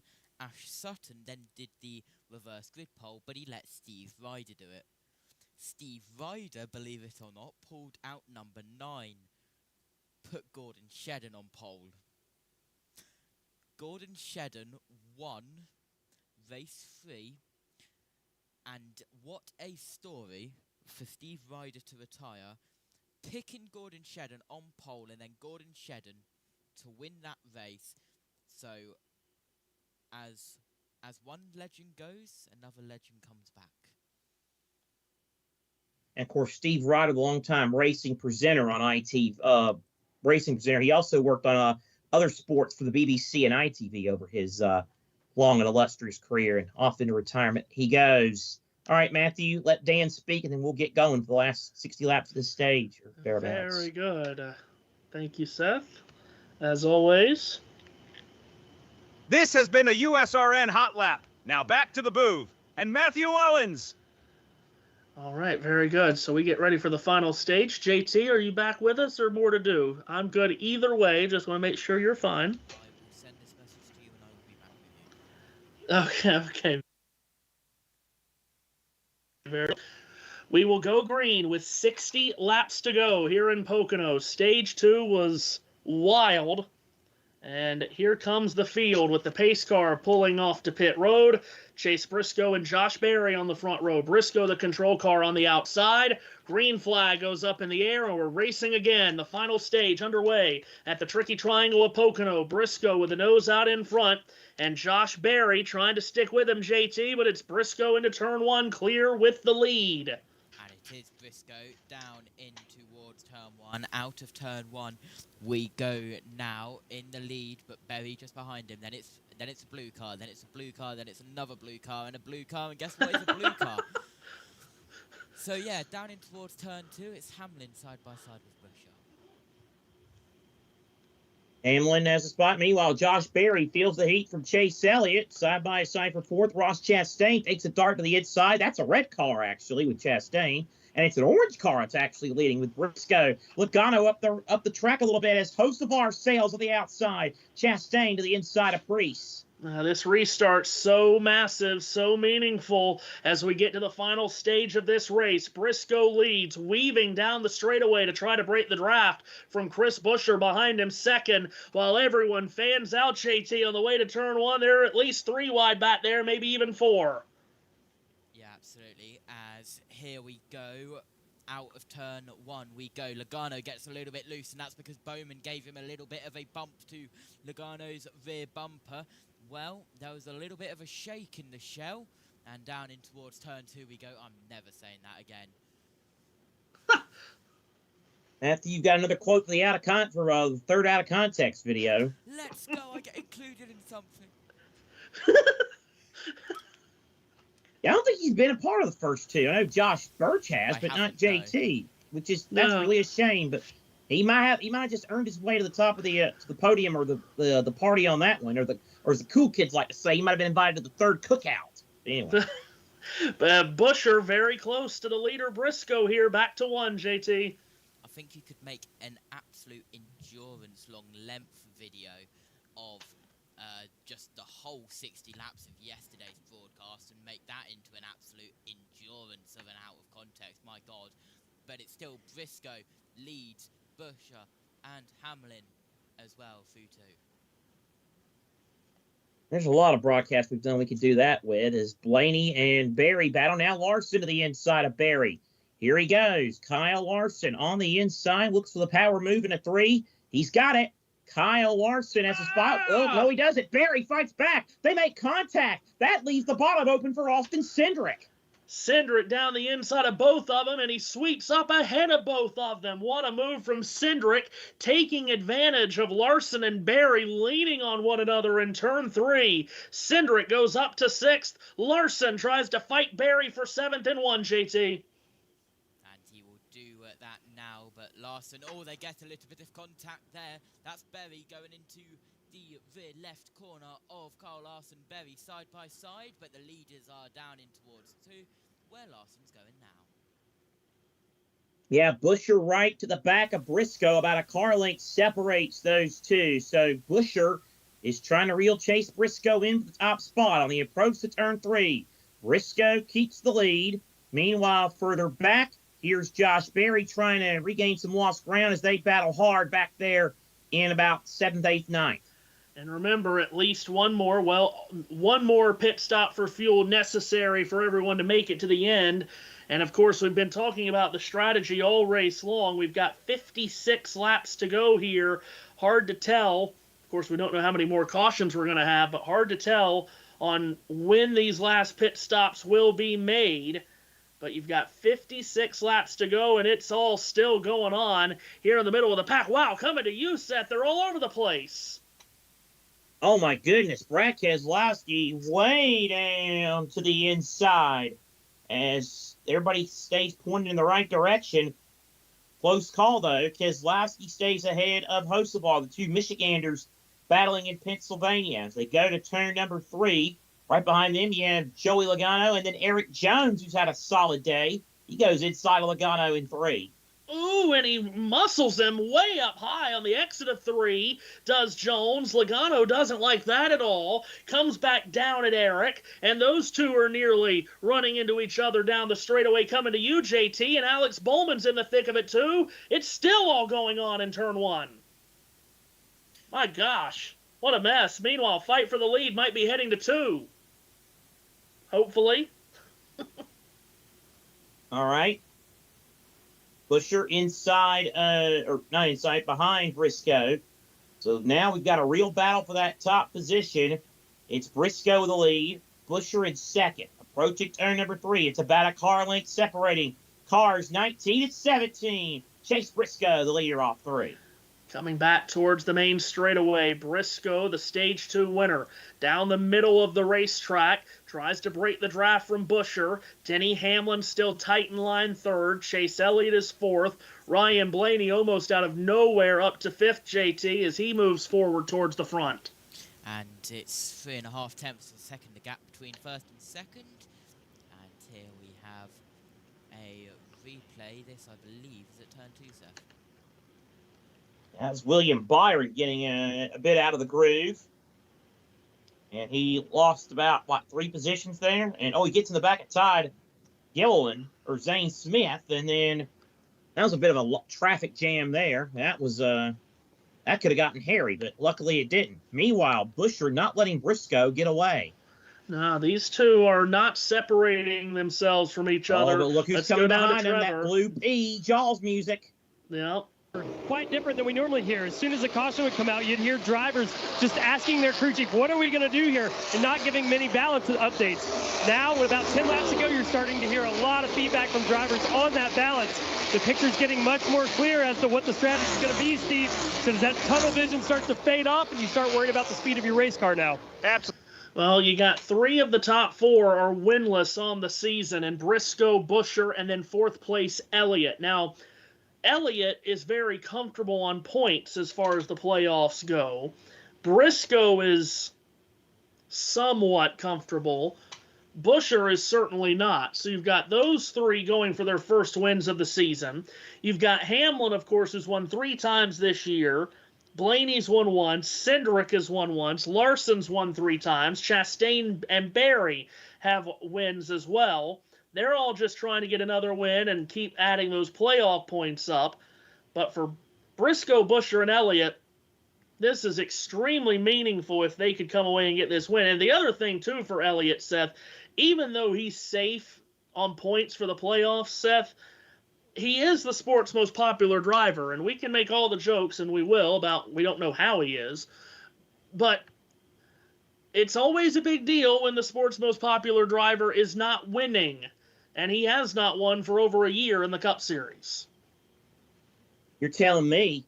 I mean, Bill went, 7 years without winning and had how many injuries, races he missed in that span? So, yeah, big deal indeed. 2 car lengths separate Briscoe and Buescher.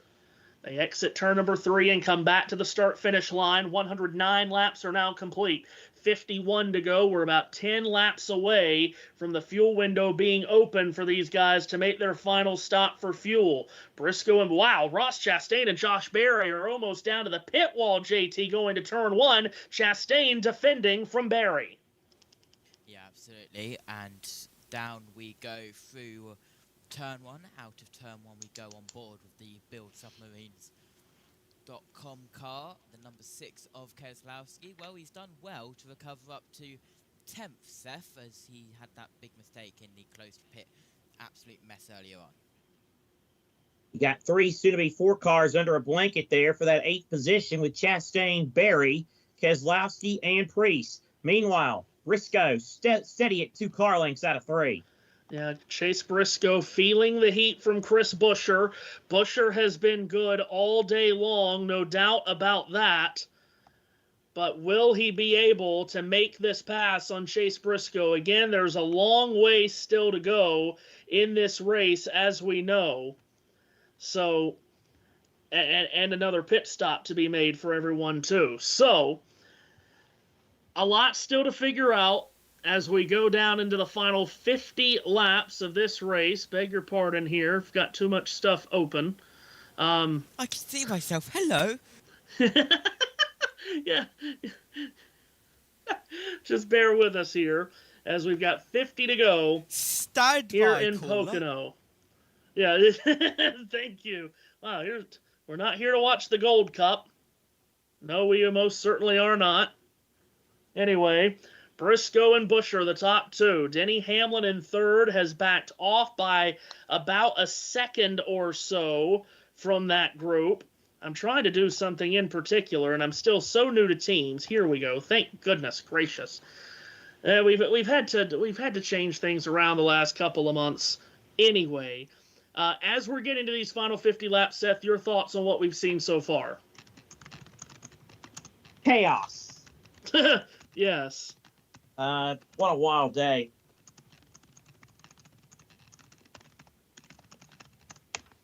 Just a wild day, man. Yeah, sure has been. So, we'll reset the top 10 for you here. Chase Briscoe, Chris Buescher, Denny Hamlin, Chase Elliott, Ryan Blaney, Austin Cindric, Kyle Larson, Josh Berry, Brad Keselowski, and Ross Chastain, the top 10. Let's hear from the Amazonians on their ones to watch. 2 cars came from a speeding penalty that happened earlier in the race, able to drive himself into the top 5. 2-time winner here, including this race last year. I'm going to take that driver we see right up the hood of Ryan Blaney. That's the 9 of Chase Elliott. I think what was lost with SVG's dominating performance last week was Chase Elliott driving. SGV is not his name. 10 in that final run. This 9 has speed again. He has pulled it off here at Pocono. Maybe today's the day, hanging around the 4th spot. Brad Keselowski trying. All right. Playoffs. So, he had that miscue, lap 58, coming down pit road when it was closed. He stayed positive on the radio, coached up his group. He said it will come to us, and it has. They're on the plus side of it. When you look at fuel mileage, he's running 9th right now and thinking about career win number 2 here in the Poconos. So that's their ones to watch. I will hand you off to JT and SE for just a moment as we're inside the final 50 laps of this race, gentlemen. Seth? Indeed. So again, let's reset the top, at least top part of the running order. Chase Briscoe is your leader on lap 114 with Chris Buescher at 2nd. Denny Hamlin is 3rd. 4th is Chase Elliott. 5th is Ryan Blaney. Austin Cindric is 6th. Kyle Larson is 7th. 8th is Josh Berry. 9th is Brad Keselowski. And 10th is Ryan Priest. 31 cars on the leader lap as they are about to exit turn number 3. The leader is Chase Briscoe. As he comes back to the start-finish line, Briscoe has the lead over Chris Buescher. As they work their way during this time frame, I'll be doing the stuff in turn 1. I'll be handing it over to Josh whenever. Josh, you'll hear me stop talking, and that means you'll go. As Ryan Blaney to the inside of Chase Elliott battle on for the number 4 position. And down the backstretch we go. It's Ryan Blaney who just gets ahead of the number 9 car. Down we go, and down towards turn 2 we go. And I guess I'm going to stop talking and hope that SE Southeast, we can call you, steps up to the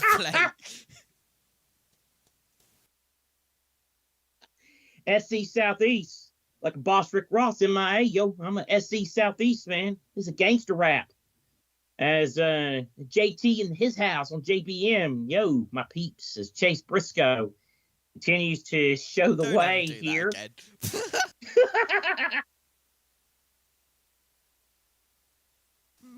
Matthew, please come back. You are the glue in this broadcast. As we head exit of turn 1, down the backstretch we go one more time. Lap 21 of 65 in the stage. 116 of 160. As we are on board with a car of the number 11, Denny Hamlin, in towards turn 2. So Denny Hamlin running in third, crew chief Chris Gale casting a watchful eye on his driver. As Matthew mentioned again, a lot of pit stops, not one, but a pit stop, at least one fuel stop still to be made. Looks like, I thought maybe he was bringing Denny in, but he didn't. So Hamlin stays in third. Another lap completed. We are getting down to it, folks. 44 laps to go in the Great American Getaway 400 for the NASCAR Cup Series, with Chase Briscoe in the race lead, looking for his first win since last September when he outdueled Kyle Busch in a thrilling finish in the Southern 500. Down the backstretch we go, down in towards turn 2, which we go. Hopefully, no, this is turn 3. Hello, what's turn 4? They say. On towards the front stretch we go, and well, there's no Matthew Owens, so Seth Eves.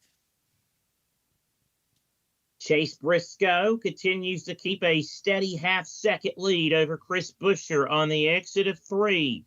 Denny Hamlin about 10 car lengths back. Brad Keselowski, again, has been a nightmare year for that team, but he's had a solid day in the 9th position. Even with the big error they made earlier in the race, they still are in the top 10, and Ryan Preece 10th. So all 3 RFK cars running inside the top 10 when you count Keselowski and Preece. As Preece in that blue and white, silver number 60 and 10th. He's coming at you, JT, in your temporary perch.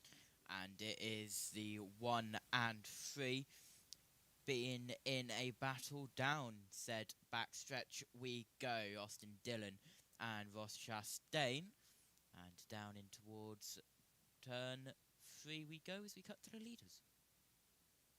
We should be expecting some pit stops, money stop potentially coming up here in about a lap or two. We would expect drivers to come down pit road. And right on cue, here is the first one to peel. Austin Cindric in that neon number 2.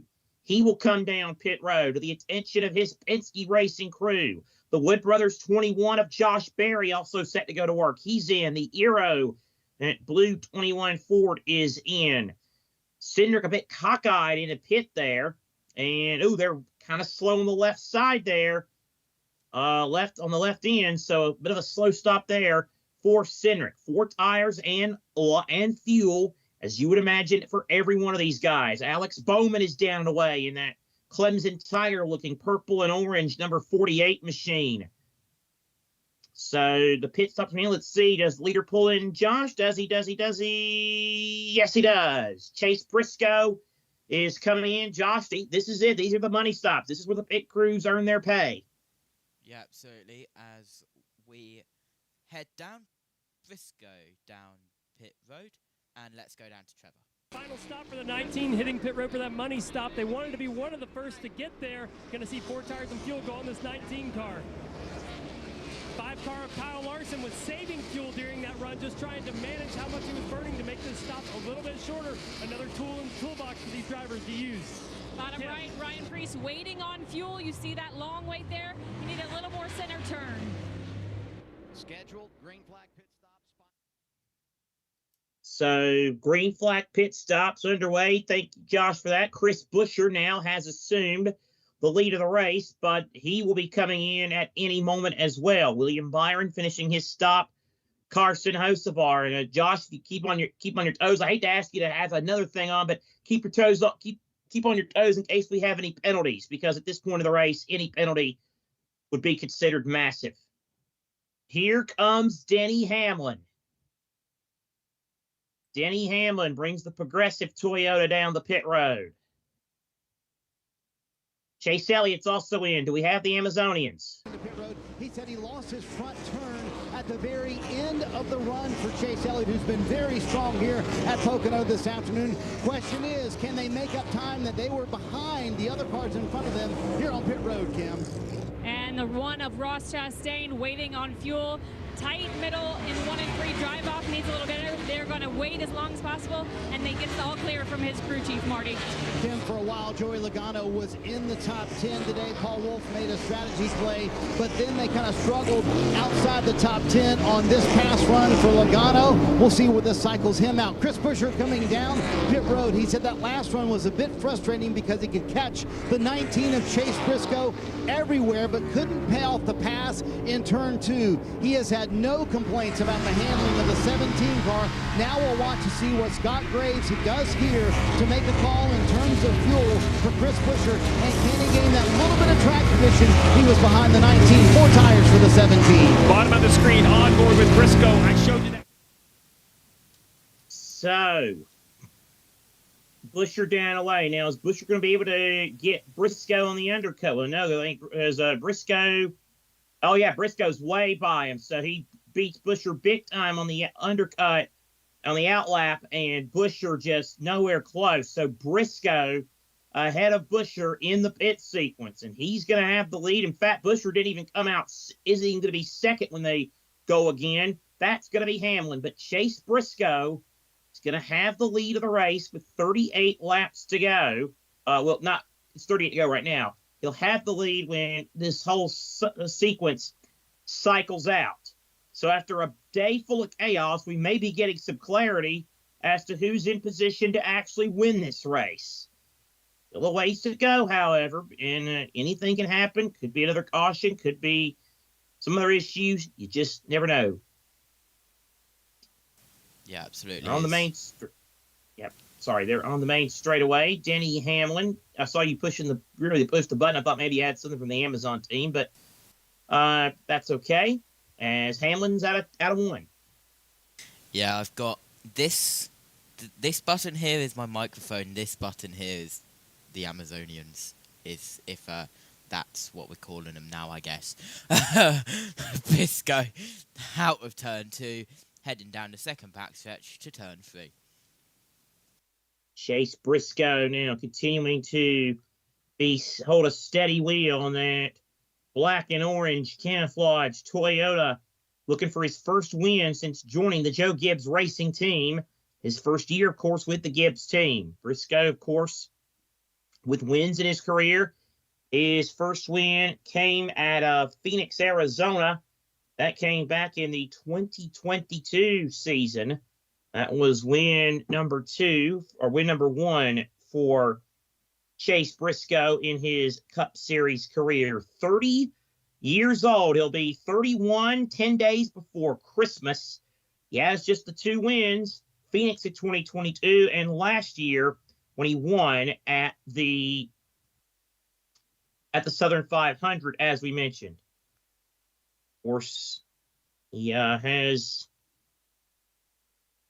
had a really excellent career. Briscoe does have a Pocono win, by the way, to his credit. Caution. Shane Van Gisbergen has spun out of turn 1. Oh, my Lord. Oh, boy, it's just changed. Yeah, that is a lot of buttons, Josh. Oh, my word. Brad Keselowski is the one. He was about to come down pit road. He said, I'm sorry every time, man, just getting clean air. He said he could go longer. And he, just like Ty Gibbs last Sunday in Mexico, well, Brad Keselowski's the strategy has gone to kaputso. My goodness. All right, so let's just. Man. So the caution is out for Shane Van Gisbergen, as he has spun coming out of the corner, out of turn number 1, I believe it was where he spun. And let's get another look here. Yep, it was out of, driving out of 2. Yeah, he just completely lost it. Good piece of driving to, Wells almost kept it off the wall, but he just barely kissed it with the back end. Single car spin for last week's winner in Mexico, Shane Van Gisbergen, as that purple safety culture 88 car goes for a spin. Brad Keselowski being scored as the leader, but of course he's going to have to come down pit road. There were 6 cars that had not yet stopped in this cycle. Brad Keselowski, Justin Haley, Kyle Busch, AJ Allmendinger, Todd Gilliland, and Cody Ware. And so those 6 will now have to come down pit road during this caution. A reminder, after this race tonight, here on USRN, Game 7 of the NBA Finals between the Indiana Pacers and the Oklahoma City Thunder. Next weekend, our NASCAR coverage comes to you from Atlanta. Friday night on the Deuce, the NASCAR Xfinity and JBM, of course. NASCAR Xfinity Series. That'll be a fun under the lights. And the next Saturday night, it'll be the Cup Series racing at Atlanta for the second time this season. Excuse me there. So that's our NASCAR calendar this week. Also, be on the lookout. There could be other sports into the in the hopper this week. And, of course, as we mentioned, Wimbledon gets started next week. We'll have that one for you. We'll have all the action there for you on USRN. NASCAR, of course, probably the sport above all that butters our bread the most, where a lot of our stuff comes from. It's what we do, put in the most inventory in. We bring in the most people, the variety of different people. And Josh just sent me a photo, so I can only imagine what this is going to be. Let's see. And a lot of screens. God bless you.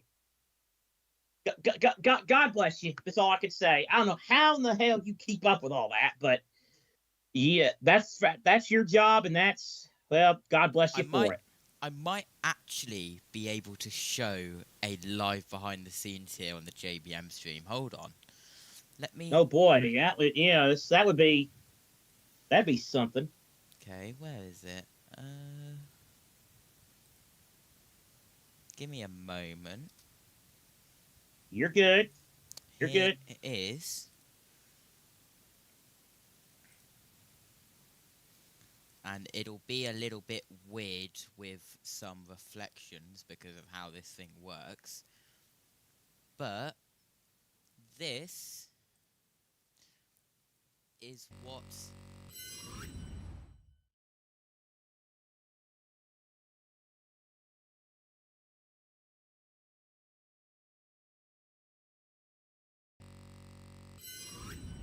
That is what I have to deal with on a broadcast here on JB Motorsports. And, well, the whole timer screen is going red, which means pits are open.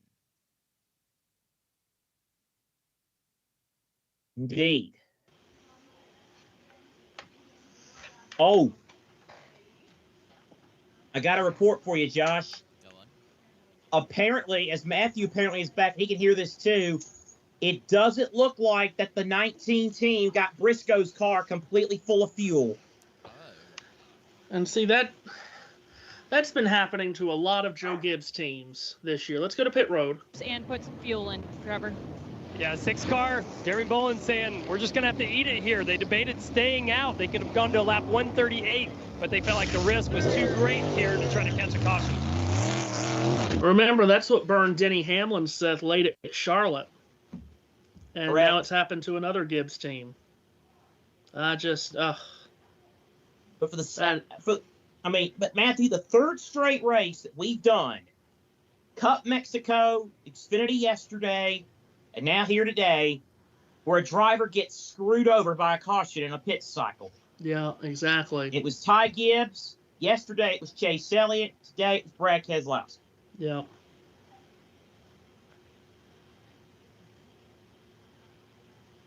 Unreal. And another one of those crazy Pocono restarts is coming. Yeah, really. And it might not be the last one.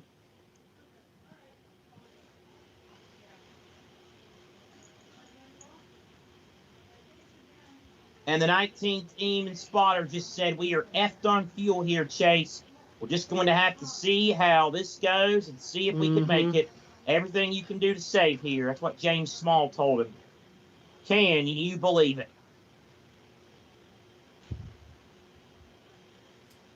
Yeah, that's... Go on, Matthew. Yours is way more important than what I was going to say.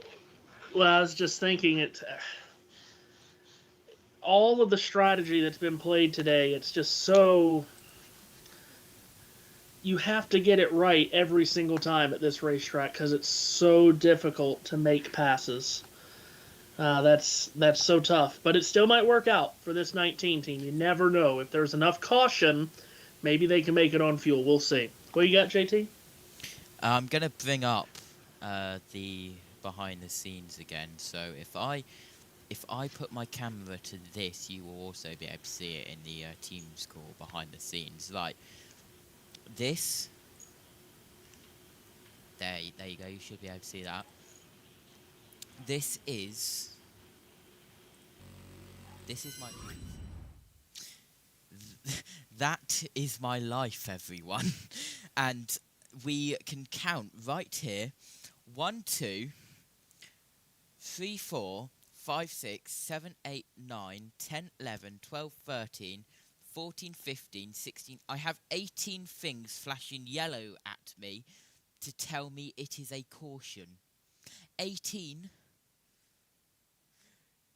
Anyway, that is my life. Back to normal broadcasting, and you bet there is one for British touring cars. You bet there is one for F1 Academy. There's one for F2. There's one for F3. There's one for Formula E. There's one for IMSA. There's one for IndyCar.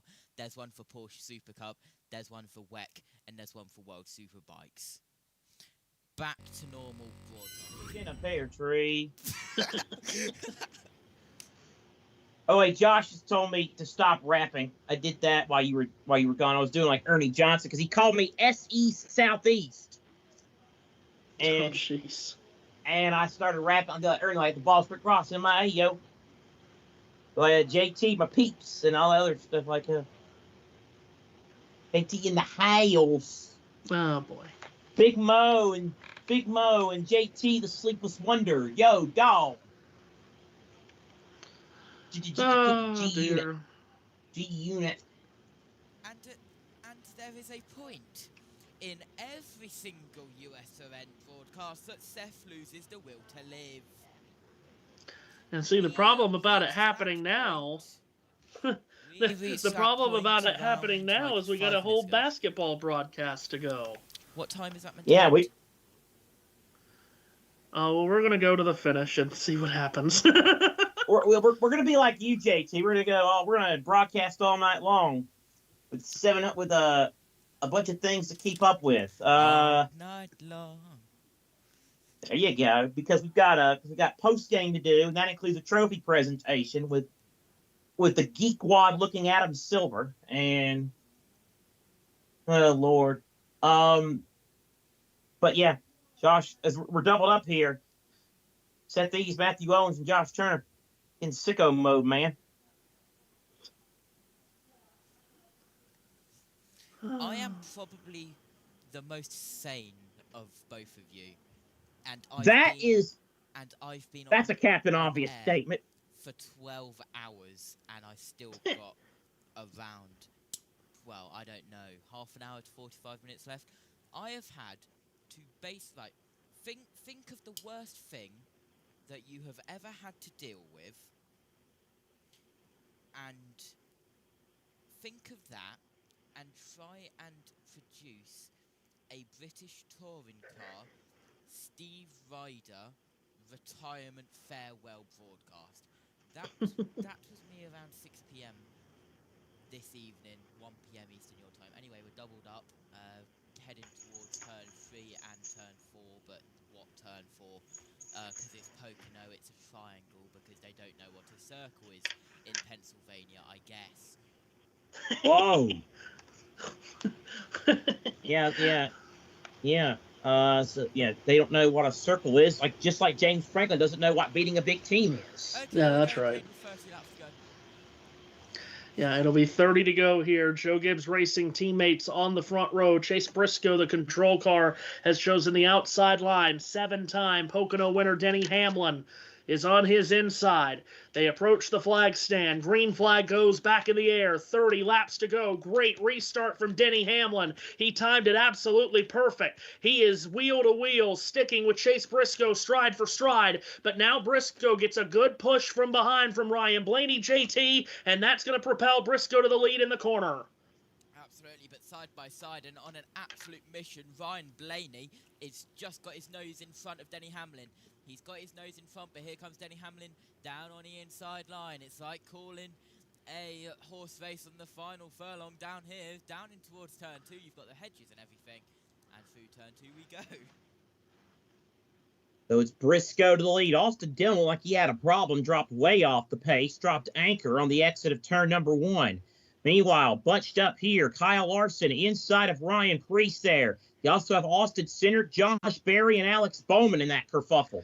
Well, Ryan Blaney, of course, has a tire advantage here. He sits third, was unable to make that pass on Hamlin. So Chase Briscoe away with the lead, but we don't know if he's going to be good on fuel or not. Behind him, Hamlin, Blaney, Elliott, and Nemechek.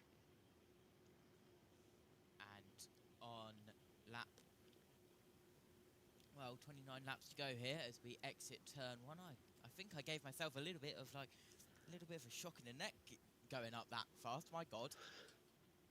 It's down the backstretch. We go 3 wide nearly down in towards turn 2, and I've just realised you cannot see me. Hold on.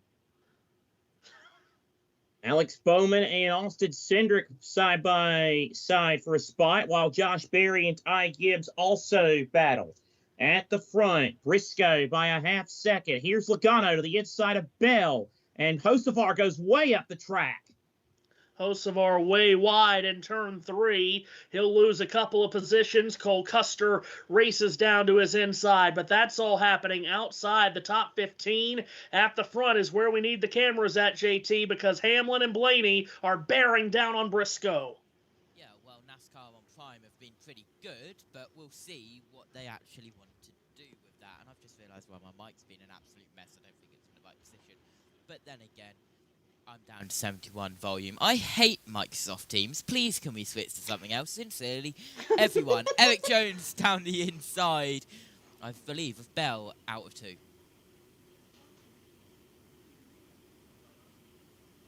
Christopher Bell, choppy past Eric Jones. Side by side, going into turn 3. Jones trying to fight back on the inside. Good action here. Go back to the main leaders of the main straightaway. Yeah, at the front with the sun beginning to set ever so slightly. Drivers at the front, Chase Briscoe looking for his first win for Joe Gibbs Racing, hoping there's enough fuel in the tank to get him these last 27 laps. And here we go, as I've just realised my TV picks are out of sync with your TV picks now, so I'll have to resync them once again. And oh my God, I'm going to say it, my mic is staying at the same level. Down we go, down the backstretch. Briscoe leads by half a second. Oh wow, what a shame, it's gone down again. Seth. Sean Hunter Nemechek is having an excellent day, guys. He's up to 6th position. He's in line for a second straight really good finish if he can hang on here for 26.5 or 26 and a third lap. He is rolling in that green and white Toyota. Let's go to pit road. Right on our number fuel-wise, and so they're not going to have a lot of wiggle room if we see a green-white checker, Trevor. Yeah, Kim, Steve, you've mentioned it a few times this week about the 60-gallon mark. Chase Briscoe right now has been in his pit stall for 30.8 seconds accumulatively. You look at Ryan Blaney last year, it was 31.1 seconds, so 0.3 of a second different than our winner last year. So basically what Trevor's talking is if you start with 20 gallons, you need to put 60 gallons in your car over the course of the race to run the distance. That's how the math works, minus a few yellow flags. So if it took 31 and change last year, it's not going to take less. We've had less yellows in this final run. We need to be in there longer, so the 19, the math is just confirming what we've heard on the radio. Let's watch his 19. So Briscoe still not confident in that 19 box on whether they can go the rest of the way on fuel. They cross the line, click off another lap. It's 25 laps from the finish, JT. His lead on Hamlin is 3 car lengths as they go off into turn number 1. Down into turn 1 we go, and out of turn 1. And, well, as I've just heard, the Americans heading towards the tunnel turn. Well, because it is the trickiest turn on this tricky triangle. So, here we go. Through turn 2, the leaders go. That is the most American response you could have responded to me, Matthew Owens. Briscoe and Hamlin now, separated by about 3 car lengths on the approach to turn 3. There's the burn bar, Matthew. There's the burn bar. What the hell is the burn bar? Well, it's a goofy graphic. It's good information, but it's a goofy graphic. I think we could do without the graphic. But yes, they are saying that Chase Briscoe right now is only getting 4.9 miles to the gallon. Now it's up to 5.2. But again, they are not confident that they are good to go on fuel. Denny Hamlin and Ryan Blaney are confident. Boy, Blaney just got a big run, JT, on Hamlin out of 1.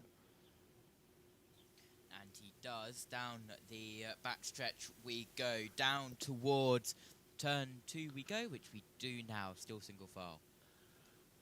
Yeah, Blaney did get a good run, and Chase Elliott isn't too far back either. And you got to wonder, Matthew, if I'm Hamlin, even if I don't, pass him, put pressure on Briscoe, make him use the fuel. Yeah, well, that's exactly what Hamlin did to win at Michigan just a couple of weeks back. The last race that he ran, he pushed those guys at the front when he needed to and ran them out of fuel. That's how he won the race in Michigan. He's going to try to do it again here in Pennsylvania, get another Big Ten country win. Here they go, JT, back into 1. Briscoe's lead is tenuous. And it extends, but then it retracts, and then it extends and it retracts. Here comes Denny Hamlin down the backstretch, down towards turn 2. We're on board with Denny Hamlin. Well, some people call him the king of Pocono. Some people say, well, he's just Denny Hamlin. Down in towards turn 2. Will he beat your favourite driver? We will find out in 23 laps time. Yeah, had to use his hand for a brief moment. Had to keep one hand off the steering wheel so he could make sure he could see, keep the sun out of his eyes. It is glaring at that end of the racetrack. Hamlin within 2 car lengths of Briscoe as they exit turn 3 to complete another lap. And, of course, Hamlin, as much as he wants to attack Briscoe, does have to defend from Ryan Blaney and Chase Elliott, who has fresher tires as well on their cars. Here they go back to 1, JT. Laps counting down. We're at 22 to go. 22 to go indeed. And where is our 22 check? He's in 16th, is Joey Logano. And I did that because why not? There's down the back stretch. We go still. Briscoe leading Hamlin, leading Blaney, leading Elliott, all single file. Top 4 separated by 1.2 seconds last time by. Chase Briscoe continuing to show the way down the short straight. And they'll approach turn number 3. Briscoe the leader still. Denny Hamlin second now. Ryan Blaney goes down to the inside. A good run. Tries to close in on Hamlin a little bit. Can't quite make a pass. Yeah, Hamlin missed the entrance to turn 3. He was wide in the corner. Blaney closes right in. Ryan Blaney in the slipstream of Denny Hamlin and JT. Will we get a battle for second by the time they get back to turn 1? We're about to find out. Quite possibly, as down we go through turn 1 we head now. And that'll be a battle possibly, but I believe we have Marty Snyder. All day long. Remember, he's come through the field twice, and he just told Tim Fedewa a moment ago, we're better in turn 1 than we've been all day long. The tunnel turn 2, which Ryan Blaney will tell you, that's the corner they kind of give up here at Pocono. That's where they're struggling the most. And Seth, he is charging at Hamlin in 3. He really is, and Briscoe would be most appreciative of that if that continued to be a battle. Back onto the main straightaway and over the line. 20 laps to go. Briscoe's lead on Hamlin has grown. It's 5 car lengths, JT, between the top 2, but it's only 1 car length between cars 11 and 12. Yeah, the gap between first and second is stable, but the gap between second and third is definitely not stable. It extends a little bit. Denny Hamlin gains a little bit on Ryan Blaney. The gap between first and second is staying the same, nearly as equal as the gap between second and third. So Briscoe keeps the lead. There is a lap car ahead of these two, so that might be something to monitor. As Briscoe approaches turn 3, Hamlin in second, Blaney third, then Elliott, Buscher, Nemechek, Larson, Priest, Cindric, Bowman. That's your top 10.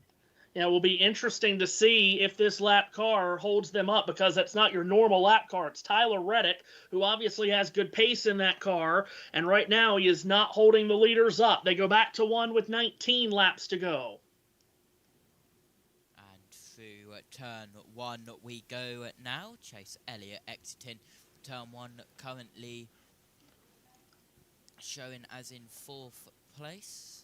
As we've got a lapped car 5th in line, lapped car in front of Chase Briscoe, the leaders down in towards turn 2. Lapped cars getting in the way, Seth. Could be spicy, and as Matthew mentioned, that's not a run-of-the-mill back marker either. That is a good car in Tyler Reddick, who had to go behind the wall for some brake issues. He's only, I'll tell you what, that's rather impressive, Matthew, because he went to the pit road to get a brake rotor fixed. He's only 1 lap down. Yeah, he fell 2 down, got 1 of them back. You're right. They changed that brake rotor very quickly to keep him at least within striking distance if all heck were to break loose in these final laps, which it may still do. Let's pick up the leaders, JT, back in turn 1.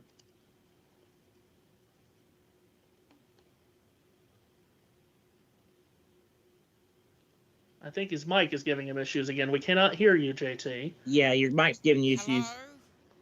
Housekeeping. Good God. Here they are, officers, Seth. So he's on British soap opera, like keeping up appearances with Hyacinth or something like that. Are you being served as another Briscoe? He's from Denny Hamlin, and Ryan Blaney is third. Off of turn number 3, the leaders come back to the line. Briscoe's lead, stable at 4, maybe 5 car lengths. But the question is fuel. Is there enough fuel in the tank of car 19? His lead on Hamlin, JT, still at half a second. Is this thing on? Yes, it's on. Hello. It is. Chase Briscoe out of turn 1, down the back stretch, past the Pocono sign.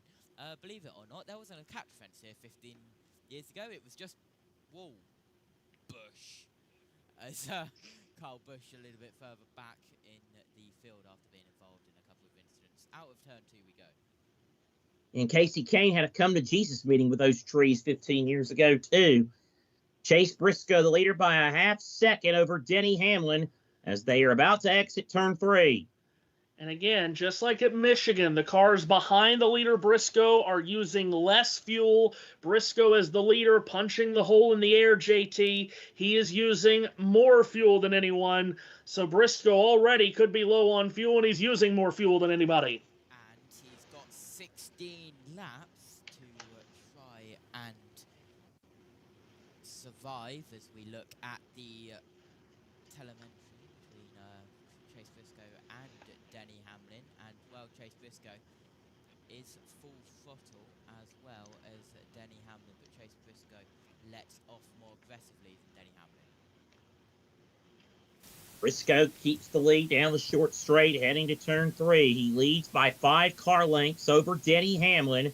As they go to turn 3, then it's about another 4 car lengths back to third place, Ryan Blaney.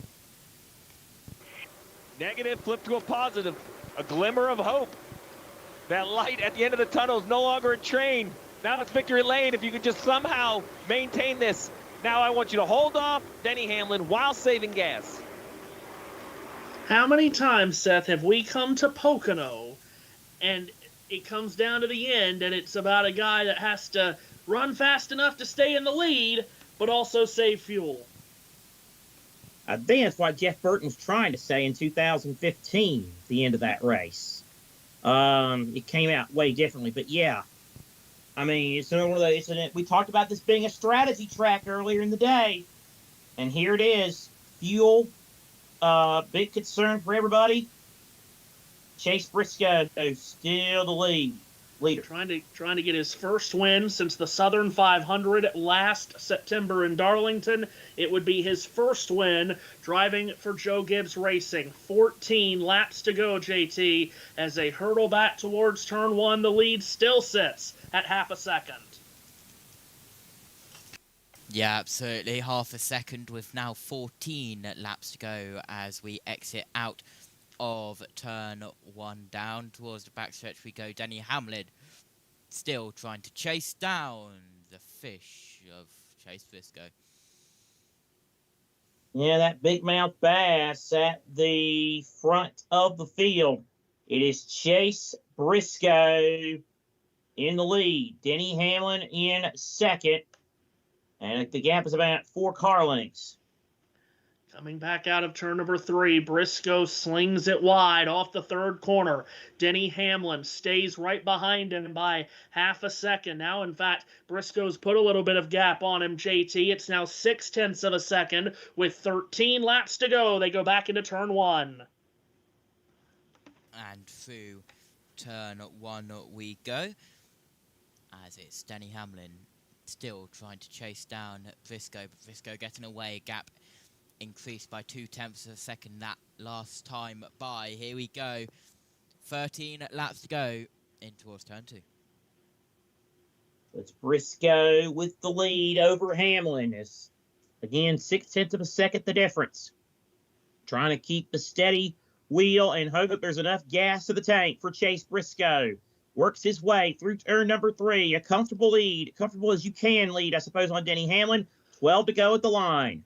Top 5 are only separated by 3 seconds. Any of the 5 could still win this if it goes a certain way with the fuel mileage. A dozen laps to go at the tricky triangle. Briscoe's lead, JT, grew again. It's 0.8 of a second. And it's just going to keep growing and growing. At this rate, it'll be up to a second with more than 10 laps to go. Down we go. For Chase Briscoe, it's Briscoe, Hamlin, Blaney, Elliott. Bush is still your top 5. Boy, that look on James Small's face they just showed kind of says it all. Just holding a head in his hands and just hoping at this rate. Briscoe's actually stretched the lead a little bit. Now it's 0.8 of a second on Denny Hamlin. Yeah, it keeps growing. It grew by 0.2 that last lap. In fact, it's grown nearly 0.2 each of the last 2 laps. Here he is across the line this time. Hamlin cut a 10th out of the lead that time. It's 0.75 of a second. 11 laps to go. 33 more turns to make. What? It's 33, not 44. Oh, wait, it's Pocono. Haha, triangle. On board with Hamlin. Down the backstretch we go. What backstretch? Because there's 2 of them. Yes.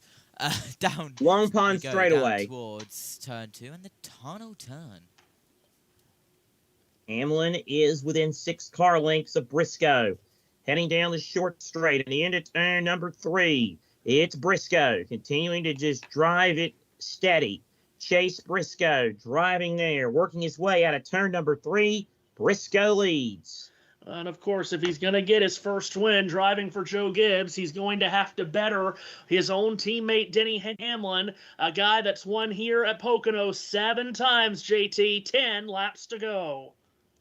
10 laps to go indeed as we head down the back stretch with 10 to go. And still full throttle is Chase Briscoe at 7,800, nearly 8,000 RPMs now. I just want to mention something. I think Hamlin got the word he's going to go. He can go to the whip and start pressuring Briscoe with fuel again because he picked up another 10th last lap. So Hamlin's not out of this by a long shot. It's still a 5 car length lead for Chase Briscoe as he tries to work his way around turn 3. Well, of course, Denny Hamlin has been prime at Pocono so many times in his past. He will saddle the horse in the final 9 laps and try to catch his teammate Chase Briscoe. The gap across the line at 0.7 of a second. They're back into turn number 1. Oh. Josh has his headphones off, so it's Briscoe with the lead. Hamlin in second. Blaney in third. Down the Long Pond straightaway, James Small and the 19 team. Do they have enough? That's the $100,000 question. Chase Briscoe works his way through the tunnel turn. He has about a 6-tick car length lead over Denny Hamlin, trying to leg it out, trying to do it all he can, hoping and praying there's enough fuel in the tank of car number 19. Hamlin not giving up, though. Exits turn number 3 one more time. Chase Briscoe crosses the line with now 8 laps to go. Denny Hamlin trying to close in. It's 0.5 second the gap. Ryan Blaney is just 0.5 second more behind Denny Hamlin at second. Denny Radio. Hamlin's team. How do you feel about his fuel mileage? He's probably 1/2 a lap short at best. They think if they continue doing this, they'll be close to making. Well, I mean, that right there, Seth, that sounds the siren at Denny Hamlin. You've got to go and make him use more fuel. Yep, you're right. You're absolutely right about that. So it continues to be Briscoe in the lead. Hamlin trying to get as close as he can. It's about a 0.5 second gap.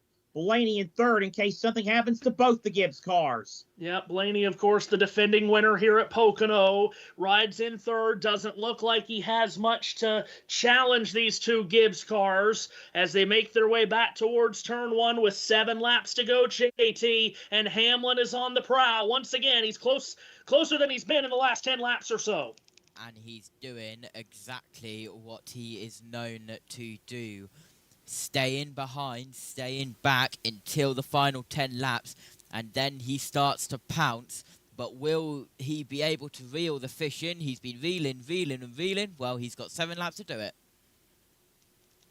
Briscoe with the lead now by about 4 car lengths over Denny Hamlin as the sun begins to set even more here at Pocono. It continues to be Chase Briscoe with the race lead. Keeps it down to the bottom of the racetrack, holding a steady line and a steady groove. Beneath the twin spires of the Pocono Raceway and across the line, Briscoe's lead grew that last lap by 0.2 of a second. It's a 0.6 of a second lead. Also, JT, we've just had a change at 4th. Chris Buescher has passed Chase Elliott.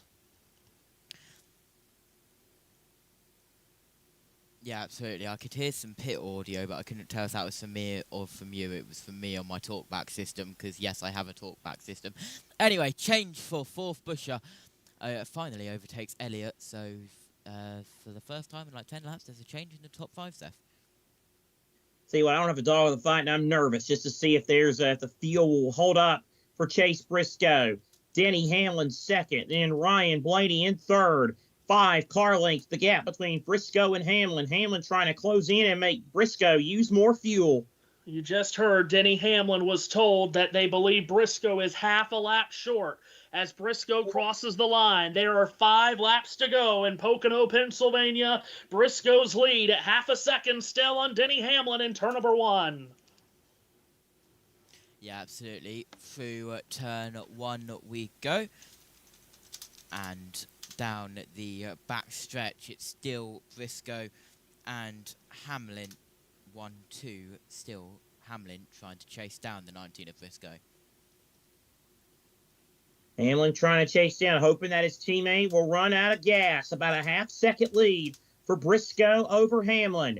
Working his way into turn number 3. Hamlin now gets a good run on Briscoe into 3, but Briscoe again keeping it steady, the fuel holding up for now. Chase Briscoe has 2 career wins in the NASCAR Cup Series in 157 starts. The last was at Darlington last September. That was 2.5 years after he scored his first win in 2022 at Phoenix. He's got 4 laps to survive, JT, to get a Pocono victory. And 4 laps is, well, it's short around here and it's long around here. Down the back stretch, we go. Briscoe still got a half a second lead, but there is Hamlin. He's been progressive over the last 10 laps in closing that gap. Will he be able to close it some more? 4 laps to go. Chase Briscoe trying to hold off Denny Hamlin and the fuel tank here, the final 3.5 laps at Pocono. Briscoe works his way through turn number 3 yet again. Steady as she goes for car 19. Chase Briscoe continues to lead by 4 car lengths. And as he sweeps up out of turn number 3 and crosses the line, now there are just 3 laps to go. And his lead is 0.4 of a second. Denny Hamlin applying the pressure with all the chips in the center of the table here at the tricky triangle. And Briscoe stays on the low line. Hamlin goes right to the top of the middle lane. Isn't able to do it that much. You can see the gap visually from the helicopter camera. I don't know if the blimp is there or if it is a helicopter as we head down in towards turn 2. Briscoe's lead down to 3 car lengths out of turn number 2 and onto the short straight. It is Chase Briscoe continuing to hold the lead. Denny Hamlin gains a good bit going into turn 3 this time. Briscoe cannot let off and let Hamlin get a run on him either. He's kind of in no man's land. Matthew, he's kind of just playing a hope. He's just hoping right now. He's driving on hope. Yep, he sure is. 2 laps to go in 5 prior Pocono starts. Chase Briscoe has never finished better than 15th. The 4 drivers behind him, JT, have a combined 11 Pocono wins in their careers. Yeah, absolutely, and they are breathing down Chase Briscoe's neck. I have found out it is a Robinson R44 Raven helicopter providing the aerial views, not the Goodyear blimp this weekend. But as we head towards turn 2, Seth Eves, with 2 laps to go, ready for the white flag. Of course he would know that. Briscoe coming out of turn number 2, heading down the back straightaway. Will there be enough fuel? He keeps it in 5th gear at nearly 8,000 RPMs. It is Chase Briscoe with the lead. Battle on for second. Blaney trying to get close to Hamlin. Bell lap. How's it going to work out, Matthew? They said that Chase Briscoe was half a lap short on fuel. He takes the white flag. He's got 1 full lap to go. Chase Briscoe begins the final lap at Pocono with a lead of 0.7 of a second in turn number 1 for the final time. It's gone up by 0.2 of a second, the gap, but Blaney is right behind Hamlin. Hamlin is ready for Briscoe to run out of fuel, but will Chase Briscoe run out of fuel? We're heading towards that half lap now as we head up towards turn 2. Chase Briscoe still seems all right for now, Seth Eves. He was off the throttle in turn 1, off the throttle at 2, now back on it. Blaney might need to be thinking about a move in case Briscoe does run out. Briscoe looks pretty good for now, though. Still full throttle, heading into turn number 3. Now completely off the throttle. Chase Briscoe, will he have enough to hold on? Matthew Owens, bring him home out of 3. There's enough fuel in the tank, and it's hook, line, and sinker for Chase Briscoe, who has tamed the tricky triangle. Chase Briscoe kicks everyone in the bass and wins at the Pocono Raceway, beating Denny Hamlin, Ryan Blaney, Chris Buescher, and Chase Elliott. It's Chase Briscoe from Winamac, Indiana, from Mitchell, Indiana, his first ever win for Joe Gibbs Racing. Wow. Just unreal. What a job he did, saving all of that fuel in that final stretch run. How about this? Seth, it feels like we've covered just about his entire career, and it's been a long road to get to this point, to be with an elite team like this. And he knew that this was a put-up-or-shut-up kind of year for him. To be with a team like this, no uncertainty around the organization, great crew chief, great organization. He knew he had to come in and get wins this year, and he's just knocked down the door for win number 1 with JGR. Amazing stuff. And you're right. He needed the win. Now he's got it. He's been fast on qualifying day. Had a stretch of, 3 straight poles. And now he has a win. What a win. And I just wonder, Matthew, an Indiana driver and a Pacers fan just won this race. I tell you. Well,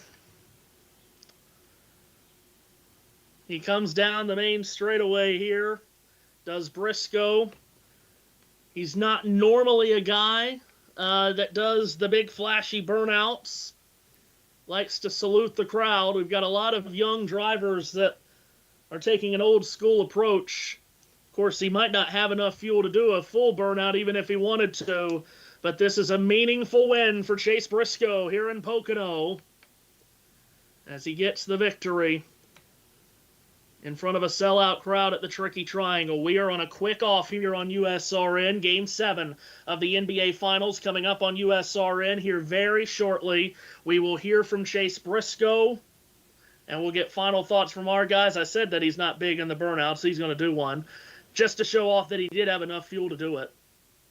We'll hear from Chase Briscoe, maybe Denny Hamlin, and then we will step away quickly on USRN and JBM as we get ready for Game 7 of the NBA Finals here on USRN coming up here very quickly. So for Chase Briscoe, a win driving for Joe Gibbs Racing. For JGR, it is their 18th Cup win at Pocono. He climbs out of the car and salutes a sellout crowd here in the Pocono Mountains.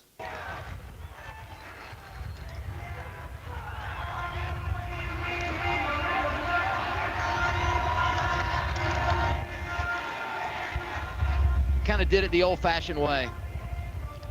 Dirt racer from Indiana, third-generation guy. Great family support, and today they can all celebrate in Pocono, Marty. Adam, as Steve mentioned, he told our pre-race folks, we have to execute. It was a driver mistake that put him in a bad spot, but it was maybe the most impressive stint of his entire career that put him back in a good spot. What was going through your mind, saving fuel, trying to hold off your teammate, the 7-time winner here, Denny Hamlin, and what pressure was that behind the wheel? Yeah, it was a lot. It was kind of weird. Like I wasn't driving hard, so it's not like I was on the ragged edge, but it was just so hard to, have a guy chasing you, right? Especially the guy that's probably the greatest of all time here, and to be trying to save fuel and everything else. So, yeah, just thank you to all you race fans. It's sold out every single time we come here, and it's unbelievable racing in front of a sold-out crowd. So, yeah, just an amazing day for our race team. That's really the first race we've kind of executed, truthfully, all year long. So, yeah, just to get Johnny Morris, Bass Pro Shops in victory lane, to get Toyota in victory lane, Joe Gibbs Racing, they took a big chance on me, right? Like I wasn't everybody's first choice, I think. But, yeah, for me to be able to get here and now finally deliver a win is just an awesome feeling. Was that maybe the single most disciplined stint you've ever driven in your career? Yeah, anybody that's worked with me knows I'm normally overdriving and missing my marks all the time. So, yeah, for sure. It's crazy when you slow down. My dad tells me all the time, if you slow down, you probably go faster. And it was true there. So, yeah, just amazing day. I want to say hey to Marissa, Brooks, Cooper, Collins. Wish they were here to celebrate this. But, yeah, just an amazing day. And once again, thank you to all you race fans. How personally gratifying is it to add your name to the list of drivers who have won a Cup Series race for Joe Gibbs Racing? Yeah, it's huge. I mean, I literally grew up racing my sprint car video game in a Joe Gibbs Racing Home Depot uniform. So, yeah, to be able to get coach in victory lane after, like I said, them taking a chance on me is just it's so rewarding, truthfully. And, that, just such a big weight off my shoulders. I've been telling my wife the last 2 weeks, like, I have to win. And finally to come here and do it, it's just been a great day. As a sold-out crowd celebrates with you, you got about 20 crew guys ready to celebrate as well. Welcome to the playoffs, Chase Briscoe. What a finish for Chase Briscoe, taking care of business. Briscoe gets the win. He came into the day 13th in the playoff standings. He clinches his playoff spot with a win here today. And the playoff standings do shake up a bit after today. Chris Buescher drives himself up to 14th in the updated and unofficial playoff standings at plus 38. Darrell Wallace Jr. was plus 57. He's now plus 29. Alex Bowman now is on the bubble at plus 20. Ryan Preece is minus 20. Everyone below Ryan Preece is pretty much in must-win territory. Like we said, we have a quick off here on USRN. Let's go ahead with driver of the day and final thoughts and start with you, JT, as he gives us the update. The U.S. have United States and Haiti are at 1-1 in the Gold Cup. Thank you very much for that. You're welcome, I could say. Right. It was a good race. It was a classic Pocono race. I personally thought we were going to have more cautions. We didn't, and I'm glad that I get to go to bed before 1 a.m. because if I pull this stream up, let me just.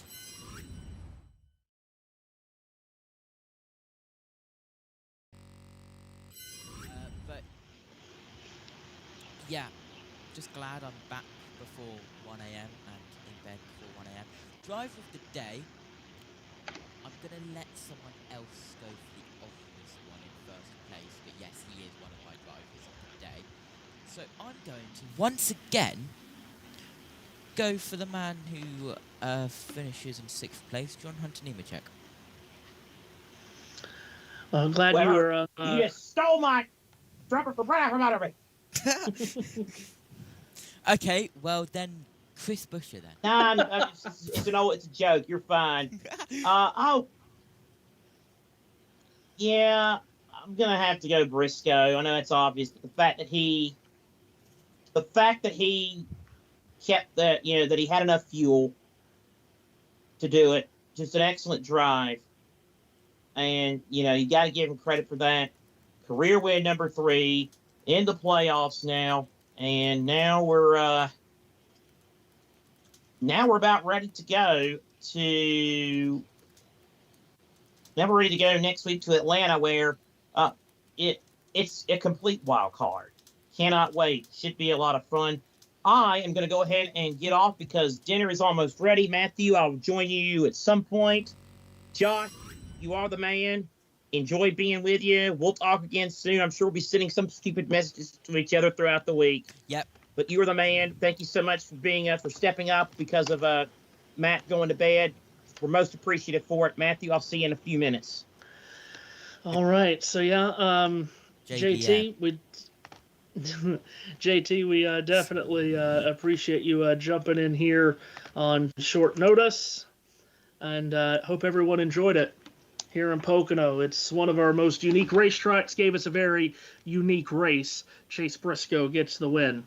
So, for everyone at USRN and Mixer.com, and of course for everyone at JBM, all the people that tuned in today, thank you for tuning in. Hope you enjoyed it. And we're ready to go to see Atlanta next weekend. Xfinity Series on Friday night, Cup on Saturday night. So we say so long from Pocono. Chase Briscoe, the winner of the Great American Getaway 400. For those of you listening on USRN, we will be right back in about 15 minutes or so with Game 7 of the NBA Finals.